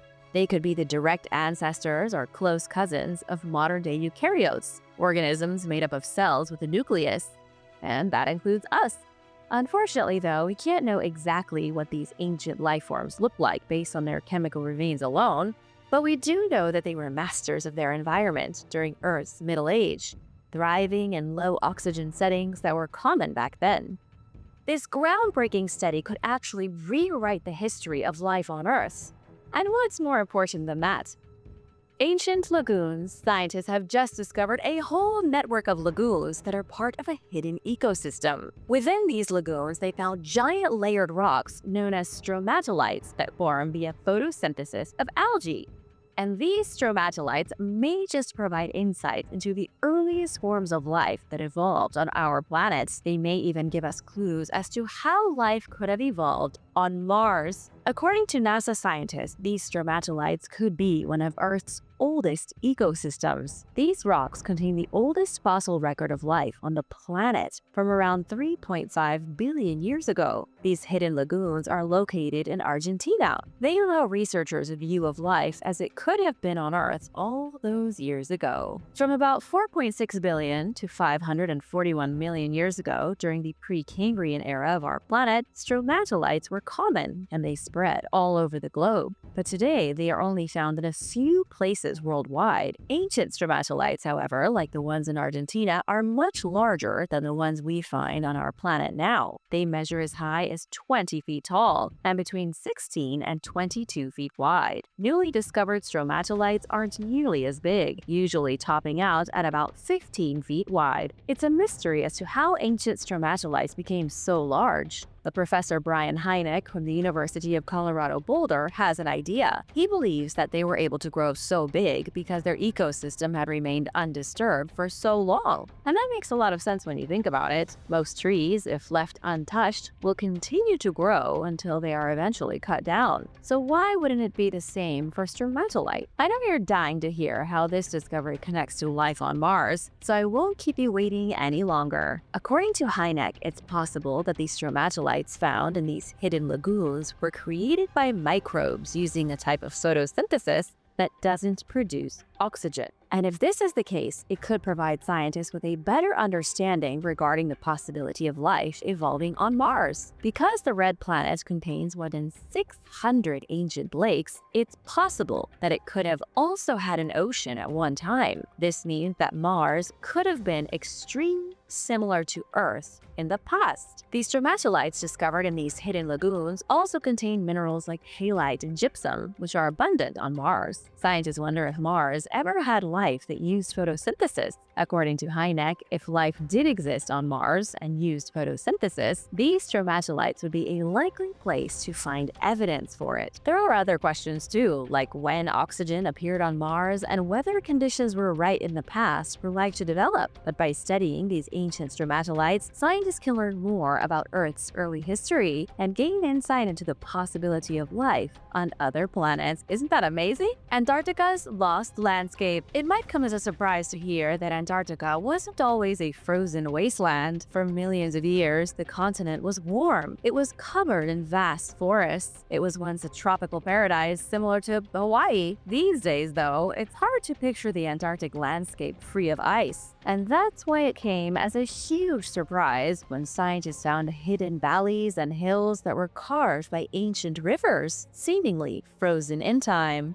The discovery was just made in 2023. A team of British and American researchers found an area on the continent that had been untouched for over 34 million years. According to glaciologist Stuart Jameson, nobody had laid eyes on it before, and it had been hiding in plain sight. Using a technique known as radio echo sounding, a plane flying over Antarctica used radio waves to peek beneath the ice. Then, using existing satellite images of the surface, the team traced out ridges and valleys that are more than a mile underground. Combining the radio echo sounding data with the satellite images revealed what the landscape looked like millions of years ago. This was huge. After all, scientists know less about the land beneath the East Antarctic ice sheet than they do about the surface of Mars. Think about that for a moment. We understand another planet better than we do our own. The area stretches across 12,000 square miles. It was once home to lush green forests. And where there are forests, there are usually animals. But then the ice came along and ruined everything. It's difficult to determine the exact time when sunshine last touched this hidden world, but the team is confident that it has been at least 14 million years. Jameson, however, has a hunch that it was last exposed over 34 million years ago, when Antarctica started to freeze over. The authors of this study claim that global warming might pose a threat to their recently discovered landscape. They are now on a mission to determine the atmospheric conditions that prevailed between 14 and 34 million years ago, when the continent was 7 to 13 degrees warmer. The fact that this hidden world wasn't exposed after past warming events, like the Pliocene period 3 to 4.5 million years ago, gave the team some hope, but it's still unclear what the tipping point would be for a runaway reaction of melting. Mount Roraima. Almost everyone on the planet has seen the movie Avatar, or you've at least heard of it. It's about intelligent blue-skinned humanoids called the Na'vi who live on the planet Pandora. The planet is a paradise. Aside from some terrifying wildlife, Pandora even has floating mountains, something that, logically speaking, makes no sense. So how did the writers of Avatar come up with such a concept? Well, they were influenced by Mount Roraima in Venezuela. A series of plateaus within the rainforest of Venezuela sit over 9,000 feet above sea level. They reach a height of about 1,310 feet. Towering over the surrounding terrain. From an aerial view, they look like islands in the sky, resting on fluffy clouds. They're known as tepuis, a Pemon Indian word for mountain, the most famous of which is Mount Roraima. The tepuis are unique in their geography. In fact, thousands of plant species are found along these plateaus that can't be found anywhere else in the world. These mystical mountains have intrigued explorers and writers alike for centuries. Sir Arthur Conan Doyle, for example, was so fascinated by the tepuis that he documented his exploration of Mount Roraima in his novel, The Lost World, in 1912. What Doyle wrote is still controversial to this day. He claimed that dinosaurs and other extinct creatures are still alive and thriving on the remote plateaus. But that can't be true, can it?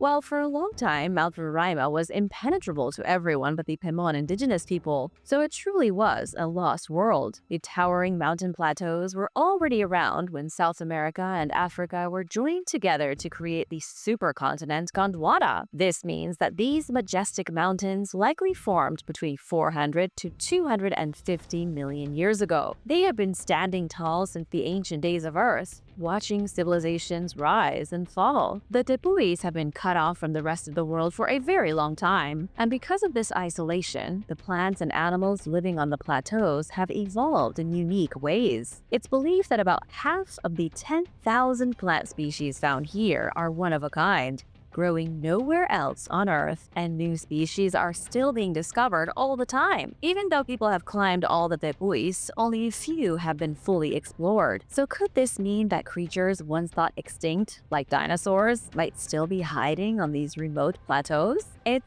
definitely not likely, and most scientists will tell you it's impossible. Regardless, this landscape is so mysterious because it hasn't been fully explored, and it continues to inspire. So let your imagination run wild. The people from Avatar certainly did. Glen Canyon revealed. Let me tell you the story of America's national park and the surprising changes happening at Lake Powell. In a turquoise lake surrounded by red rock deserts in southern Utah, Ross Dombrowski scratched his head as he watched a massive rock formation grow taller behind his houseboat. This rock, like many in this part of Utah, was hidden underwater when Dombrowski parked his houseboat on Lake Powell in 2021. But just a year later, it was towering 3 stories high. So basically, this guy picked a terrible time to live on the lake. It may not be a lake much longer. This strange transformation is happening due to a severe drought affecting the western United States. This mega drought, which has lasted for over 2 decades, is one of the driest periods in 1,000 years, and scientists say that climate change is making it worse.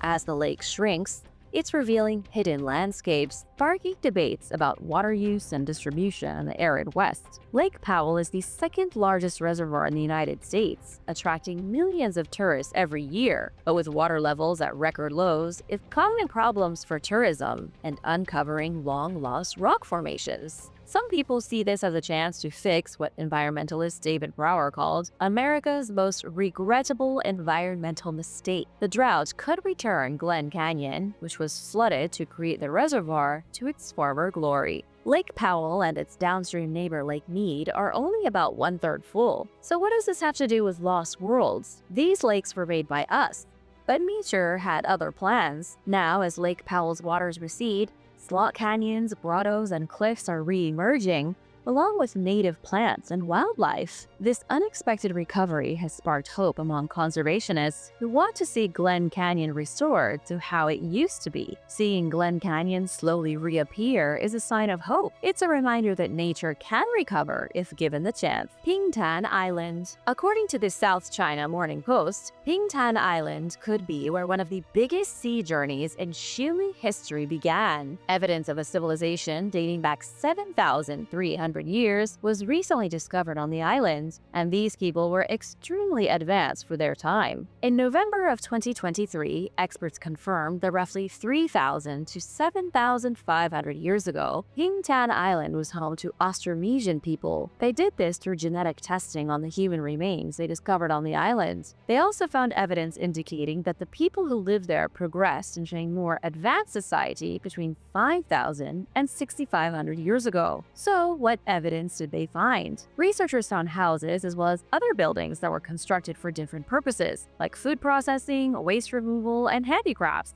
You know, all the essential stuff. They also uncovered remains of the world's earliest known rice cultivation. Communal spaces dating from 3,000 to 4,200 years ago were discovered on another part of the island. All of this stuff goes way back. The Austronesians were a big group of people who originated in Taiwan and traveled all the way to places like Easter Island. The ancient tribes that once lived across Southeast Asia, Micronesia, Polynesia, New Zealand, and the US state of Hawaii, now have around 400 million descendants today. Up until now, the common belief was that Austronesians came from Taiwan and began spreading out over the past 5,000 years because of population growth. But the discoveries on Pingtan Island hint that their beginnings might be broader than just Taiwan, maybe even stretching to mainland China. We didn't even know that this society on Pingtan Island existed until last year, 2023, so who knows what other lost cities or worlds could be hiding in plain sight. Only time will tell. Thanks for watching! If you'd like to learn more about our fascinating world, let me know in the comments below, and remember to subscribe if you haven't already.